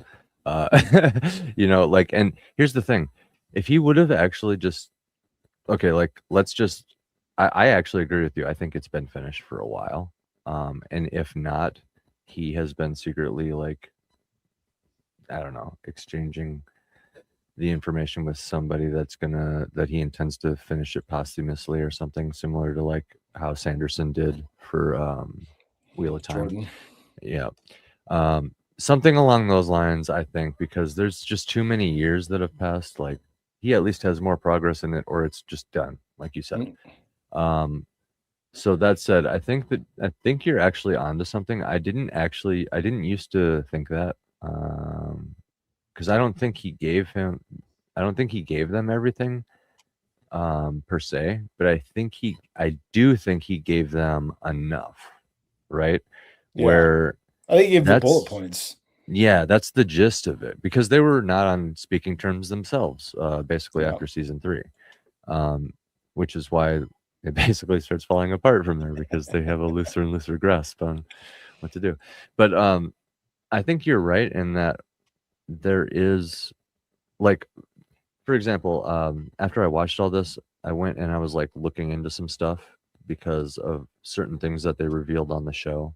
It confirmed a few things, and I just have this like theory that there's going to be Lovecraftian deep ones, and we're going to see those at some point, because there's too much foreshadowing if he ever finishes it, or if it is finished already, Jarrod, per se. But so I go and I'm looking into stuff, and I start realizing I kind of have, like, I'm starting to figure out the magic system of this world and stuff like that. So just to like really cut to like the end of it, what you're saying about like, you think that was the real ending and people didn't like it. I think you're right, because what my research pointed at is that, like, even though Daenerys is super set up to be like this Christ-like savior, Messiah-like figure, in the book, like this mother goddess type, because George draws on all kinds of like religions and cultures when he symbolizes things. even though she's set up like that, what I've learned, so that's a very local description of the character, right? While you're reading the book, it's like George is describing that to you right there. It's a very localized description. But when you zoom out and you look at like the history of the world, what's going on the greater scale, and what the truth behind like the gods of the world and what the magic might actually be, it's actually kind of shocking because it paints Daenerys as an agent of basically the devil. Like, just to super simplify it, what you got going on is you have the world, which can be personified as something like, I don't know, just picture Jesus as the world, like he's standing there or laying on the ground. And then you have the devil, and then also the devil, just like the red devil and the blue devil, dancing on top of him, fighting. Like, that's essentially what's going on in the world as far as the gods are concerned. What you have is these two opposing forces, like good and evil, ice and fire, basically the imposing will on things versus like preserving things, erasing things versus memory, these kind of dualistic aspects. And what ends up happening through the complicated history is you get these two different fully realized versions of conquest, or like or imposition, right? Imposing will. And that's like the others are the White Walkers, and then dragons, ice and fire. These are the strongest forces of, like, I don't know how to put this, like dominance, or like changing your environment kind of thing. Because because the opposite of that is like preserving and memory and nature, right? Yeah. So yeah, that's why I say you got these two devils basically dancing on top of this third figure, which I just said is Jesus. And Jesus is like the world, and everybody in it. And then you got these two like not good characters that are on opposite sides of things dancing on top. But it all serves this greater purpose of like ecosystem and cycles. So you could say there's actually only one God. But anyway, if George would have revealed all this, it could have gone over people's heads, and maybe he did reveal a lot of it, and people didn't like it, like you said, because fire is destructive as much as it is creative.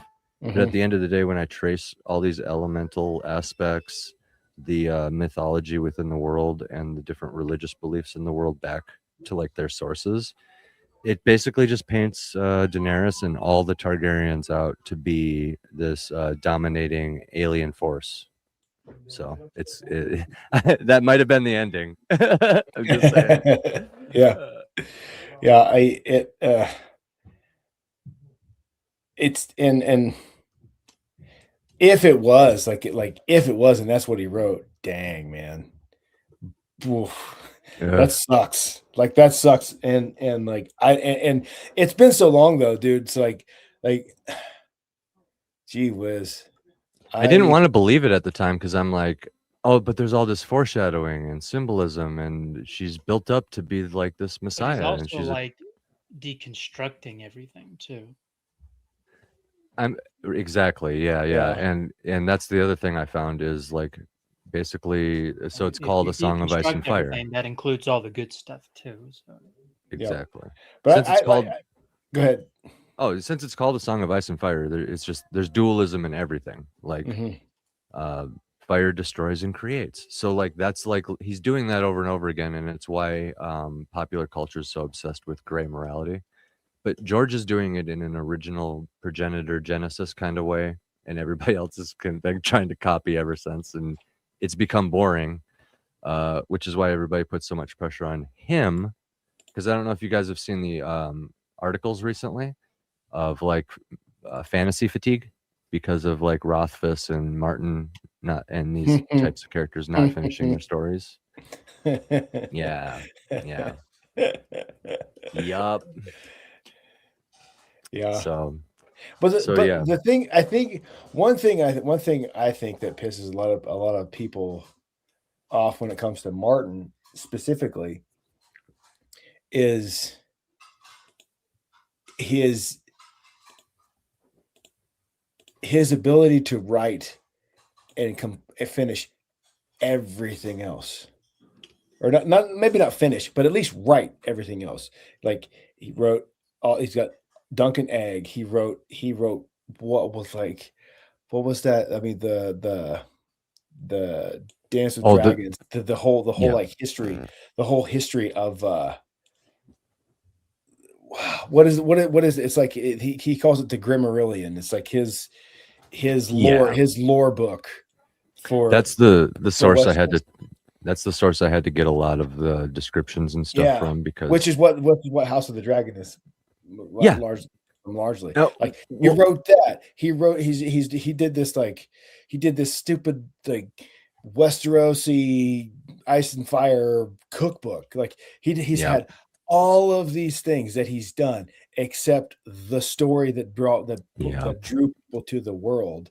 And so it's like all of that combined is why I think like he's actually finished it, and he knows people will hate it. And he's in the post game. Yeah. I mean, he's already in the post game. I could be wrong. It's just the thing is like I just don't care anymore. Like I read Dance with Dragons when it came out, and that was good grief. Well, how many years ago was that? Is it 14 years now? 14? That's book 5, right? Pushing 15 years. Yeah. That book, bro, man, out of all the books, it's like, to those listening, you might as well read book 1, and if you're only going to read any other one, book 5. Just skip right to 5 and just read that, fill in the gaps, because the prologue of both book 1 and book 5 are so important. It's like book 1 is how he establishes the world, so you can just fill in the gaps there. Everything is important in there. He's established all the symbolism. This is the first time we see this thing, and it's symbolized in this. It's all very important. And then the prologue of book 5 literally it's almost like he knew he's not going to do anymore for a while. So he made it extra thick, because each book gets thicker than the last, right? So he did a bunch of content in that. And the prologue is just as special as the initial prologue of book 1, where it's like revealing things about the magic. That's how I learned like a lot of stuff. And book 5 is just the second half of book 4. Like those, that was one, A Feast for Crows and Dance with Dragons. That was one book. They just split into 2 because it's so massive. So it's like, oh man, I just don't care at this point. Like I'm done. Yeah. If you want epic fantasy that won't leave you hanging, just go. There's plenty of other people. Go read Jason McCuison's new book. Yep. MAJI Chan. MAJI Chan. Yep. Yep. The Honorable Mayor. Honorable Mayor's got several fantasy titles. It's like, I'm done with these. I'm done with these mainstream guys. Yeah. Like, shout outs to John Douglas in the new book. Oh, but the reason I can't help but still, I mean, like, I want to see the end and I want to read it because I like the story. I listened to it a lot when I was like studying writing, just because George is such an old boomer and one of the top. It's just like studying Star Wars, even if you're not into, like, you know what I mean? Yeah. So I just like, I want to see the end of it, but like at the same time, shoot, I forgot what I was getting at. I lost my train of thought. Dang it. What were we talking about?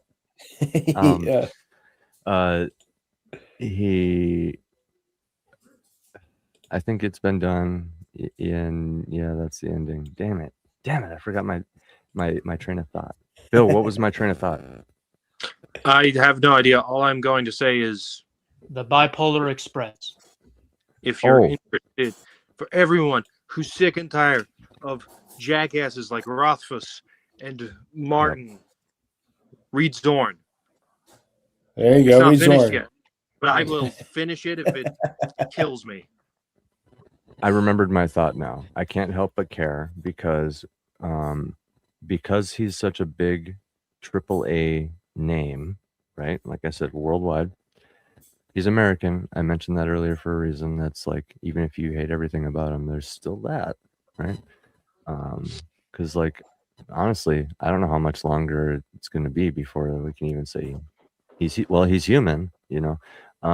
But what I'm saying is like the more that these movie studios and show studios and stuff drop the ball this hard to the point where the creator is no longer on speaking terms with you and only speaks poorly about you whenever your name comes out of his mouth, the more it's going to highlight the importance for us to follow source material and adapt faithfully and in good faith and like actually hire people that like care about it and are fans and like respect the author and stuff like this. So. And there's a cautionary tale in there about motivation too, because half of the reason he is in this, he's good night. Have a good one, Overload. Oh yeah, take it easy. Oh no, wait. Me. Is it Bill? Bill? All right. See you, Bill. I have to go. I'm down to 4%. Oh. Every time I try to put my phone on my wireless charger, it starts overheating. The connection breaks up. It's awful. It's horrendous. Everyone listening, read Zorn. You can find it on Substack. Read Jason McQuistion's book. That's how you say that name, Jarrod. I know. As soon as I said it, I was like, I said that wrong. Yeah. It's okay. Our name. It's okay. He and I hail from the same Scottish clan. I've had to struggle. I've had to contend with that as well. People mispronouncing the name. That's how I know how the name is said. Well, we can actually just like wrap up final thoughts here with after you're done. Get Jared's final thoughts on what we were saying here and wrap it up from there. Because Bill, what do you think? It kind of ties in with what you were saying about how much do you reveal? What's your like final thought on this subject about like how much to reveal, finishing your story, this type of stuff? Movie studios effing it up and people noticing these kind of things. You need to actually nut up and shut up. Okay, if you do not care about your work, no one else is going to care about it. That is the biggest killer for A Song of Ice and Fire, is that it seems like Gurm doesn't care enough to finish it. Compare that to someone like me. I am continuously trying to get Zorn episodes of Zorn out for people to read. I'm even right now looking at other places I might start posting Zorn so that more people can see it. That is care. And I have plans. I could keep doing the series for a while. If you do not care, you cannot get the motivation to work on it. That's true. Now, is that 100%? Not necessarily. I care, but I've also struggled a bit with my work ethic. I will admit it. It's something that I'm trying to work on at the present. Preach, brother.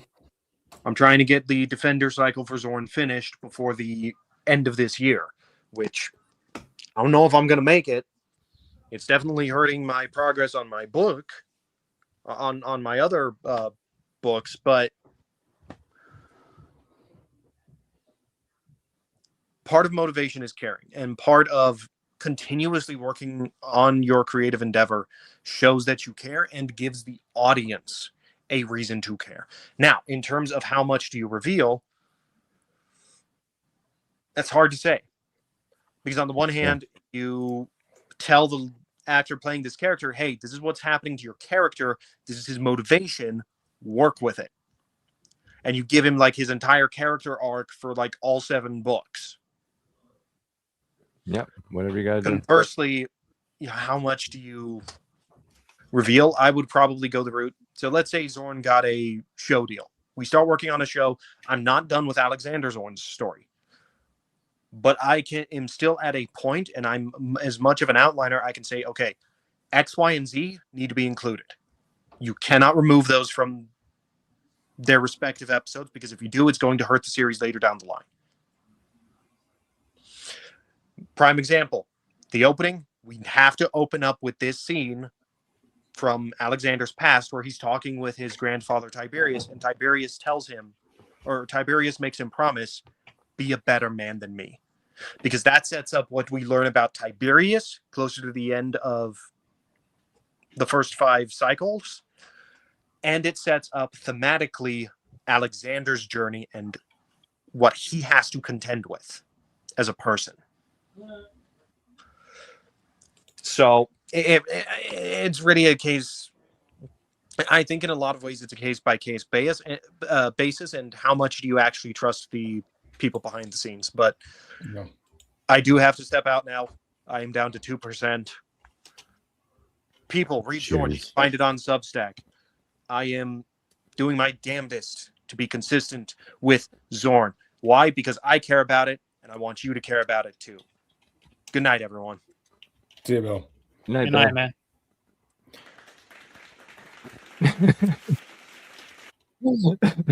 All right. Jarrod, your final thoughts on that whole subject, and then we can. Yeah, I think you're probably better off to do it the way Rowling did it as opposed to the way Martin did it, because and again, like I was saying earlier, like it's a cautionary tale about motivation, because George always wanted like you listen to George's interviews, and especially like he talks about like, you know, writing for the Twilight Zone, writing for Beauty and the Beast, all that stuff. Like he's always wanted to be part of that crowd. He's always wanted to be. Yeah. He's always wanted to be at the top of the Hollywood circles, like he would in those circles. That's what he's wanted to be. Before anything else, that's what he wanted, and that's what he's gotten. And this is the fruit of that. You're going to this is the fruit of that, Bill. No, you're going to, dude. like, you're going to swim in it. You want to swim in a cesspool. You're going to get shit on you, and like. So like he has no one to blame but himself for this, and it's like it's hard for me to find have any sympathy for him at all, because like what you got for him, like what he got in terms of status out of his creation was more important than his creation. And like then what you're creating becomes a means to an end instead of the means itself. And as soon as art, in whatever medium it is, as soon as art becomes a means to an end instead of the end itself, it's not art.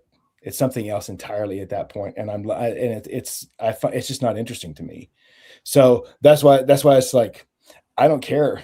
I just don't care what he does anymore, because what he's doing is not interesting to me, because he has proven what it is he's interested in, what motivates him, and where his desire is. His desire is no longer in telling a good story and telling his own story, to finishing his story. It's just this. Yeah. How much? What can I write to get the next TV deal? What can I write to get the next series? What can I write to stay in these Hollywood circles? It's like, but I mean, if that's the pool you want to swim in, fine, man. But like, I just don't care anymore.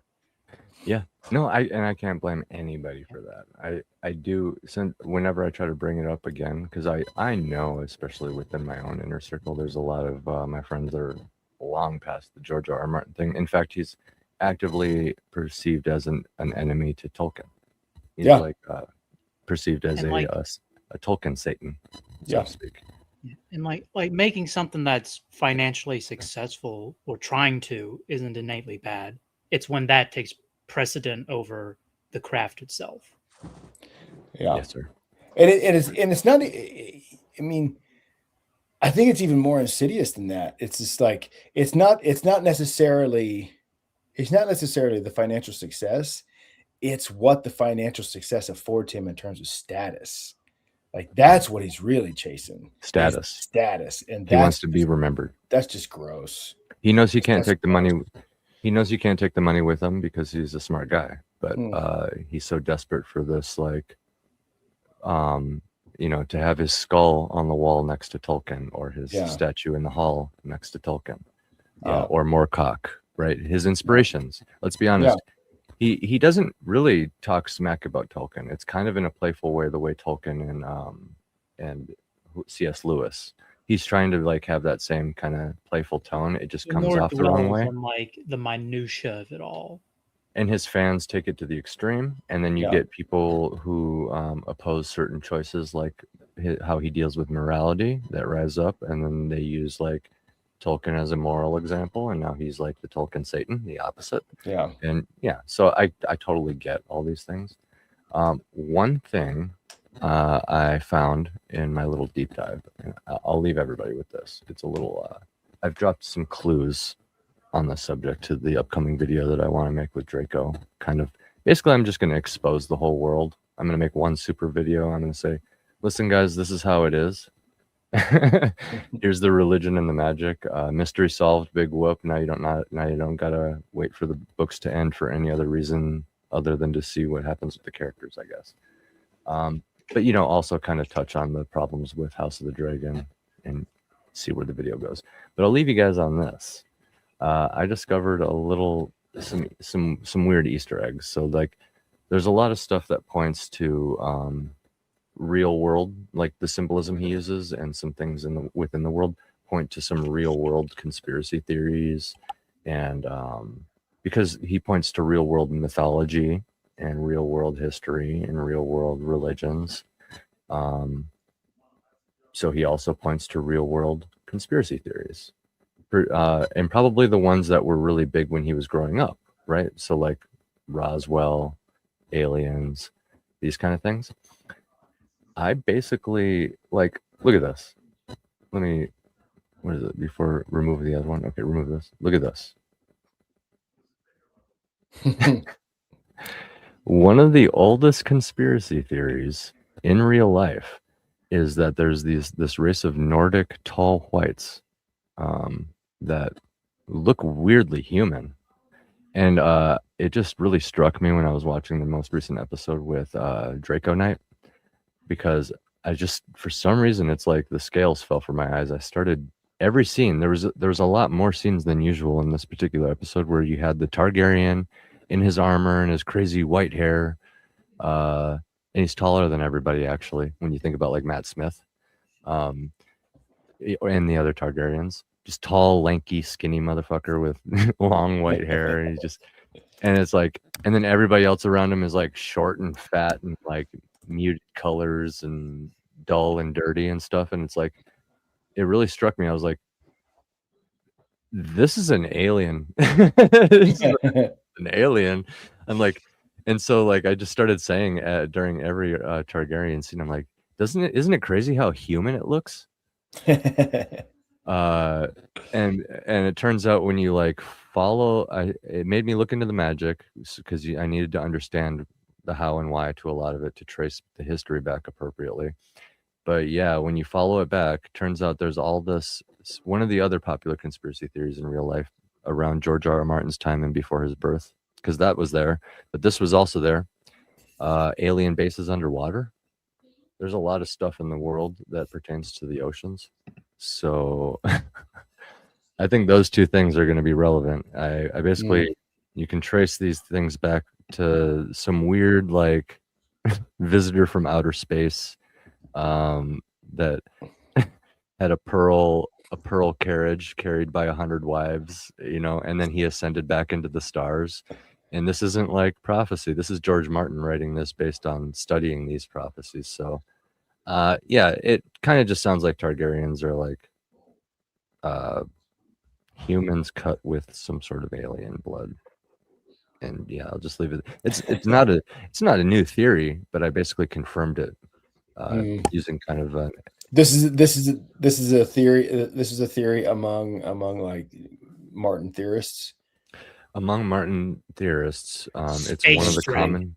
Well, because I guess some of his other short stories, one of the plot twists was dun dun dun, it's actually sci-fi, or like alien stuff, like as a plot twist. So people have always took note of that and noticed some things, like, what if the werewood trees are a parasitic alien? Well, no, that doesn't check out. It's like pretty much as clear as the symbolism shows. The children of the forest and the werewoods are the natives, the indigenous species of the planet. And in fact, if anything, humans in general could actually be aliens, and Targaryens / Valerians could just be the magically and genetically modified, rendered down, imposed will version of a human, after you have thousands of years of like trying to figure out how to bond with dragons, incorporating draconic DNA, doing blood I have a rituals. quick question. Yeah. About the world. Have the White Walkers always been around, or are they like a relatively new thing? What I figured out is they have not always been around in the sense that it's shown like on the show and in chapter 1 of the books. I don't know if you know this, Jarrod, but the only time you actually get a description of a real White Walker is in the prologue of the first book, and that's it. Yeah. So the show really ran away with that. And so to answer your question, animation, just to really simplify it, what we're talking about is those children of the forest, those basically the elves of George R.R. Martin's world, making a deal with men as their way of getting around conflict. Their way of stopping that is to make pacts, promises, and interbreed, essentially. And when that happens, it essentially gave humans the ability to possess, like just in a biblical sense, body possession. You can jump into an animal's body, and that's why I pointed out the prologue of book 5, Jarrod. Literally, that character jumps into several people's bodies and continues living his life going forward. It's a big reveal. That's Martin's wargs. Yeah, it's basically what's going to happen to Bran. Bill mentioned Bran in the comments earlier. That's basically what's going to happen.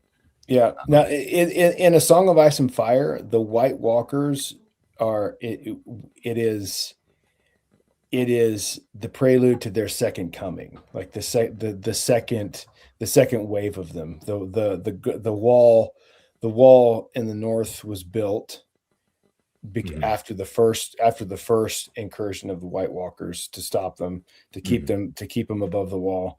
And then now it's like there's this deep prophecy that the Targaryens knew about that brought them to Westeros with the dragons, because if the White Walkers succeed in overthrowing, completely conquering Westeros, it will spread across the narrow. They'll overtake the narrow sea, and they'll basically overrun the entire world. And so that's the prophecy that leads to all of the events that unfold in A Song of Ice and Fire, like throughout the overarching history too. Yeah. And it's kind of cool because like even hearing you say all that again now, I kind of fully understand it back to like the beginning of the history.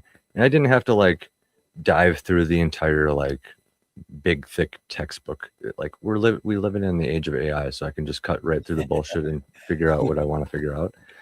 And so yeah, to answer Animation's question, like they could have always been here in the sense where like the children of the forest may have been always merging with the trees and like participating in this living memory that's going on, the werewood net.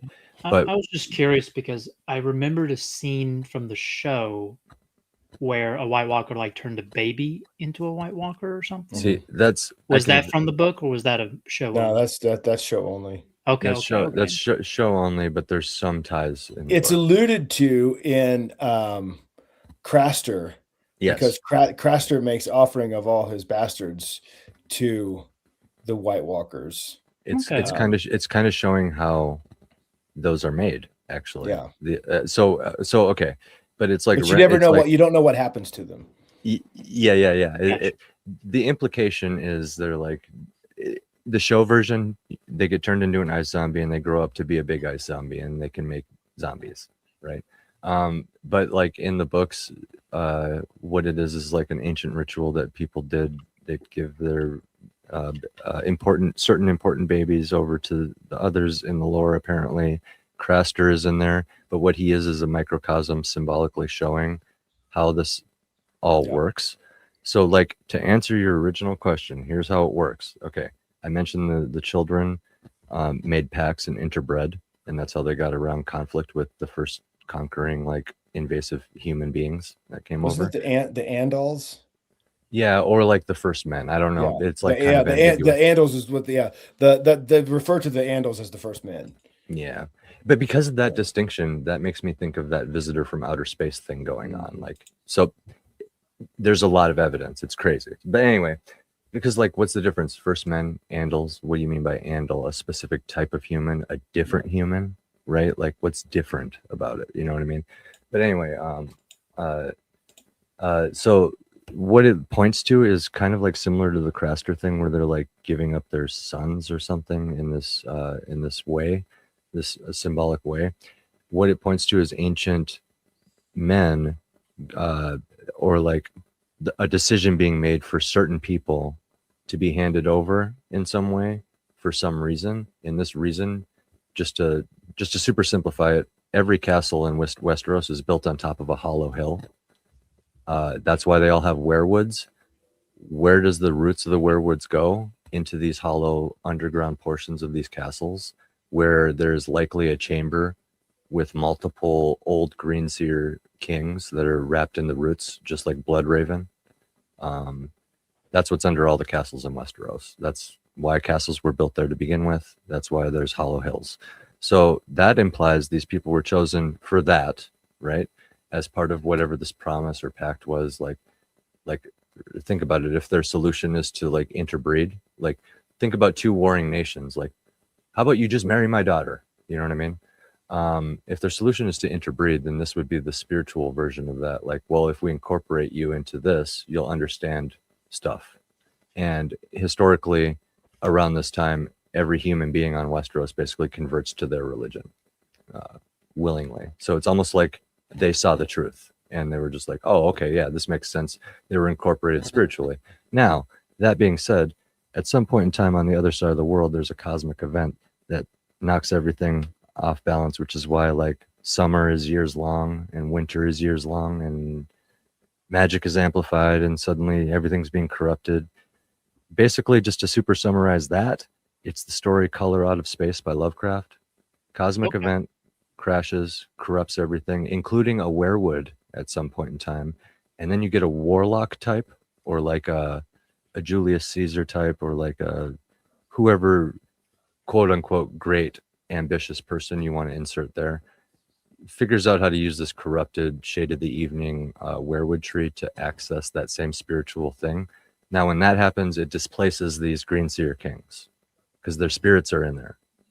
And it's like spiritual sexual assault, for lack of a better word. You're spiritually invading like the world, basically, the memory of the world. And so it displaces these ancient Greenseer kings, and that creates others because they're just icy spirits. Why are they icy spirits? They're probably not actually icy. It's just how it manifested because of where the heart tree is, which is far north of the wall, which is explained as like a natural immune defense mechanism to keep everything away from it. It just makes sense. It's the most preserving place on the world is the Arctic, you know? Yeah. Dude. So yeah, it's crazy. You know what sucks? It's like just go like, because think about it. What's there's it so much depth. There's so much depth in all of this lore, and it's so good. And the fact that it's like you just keep finish the dang story. Finish man. it, damn it! It just pisses me off all over again. It's like, come on. It gets even crazier too. Because why do they have to be human Greenseers? Why do they have to be human? Well, because the way the children of the forest work with their connection to nature is it's all willing. Everything is resonance and symbiotic. Everything is willing. So when they like interbreed and humans get this ability to possess, it's all imposing.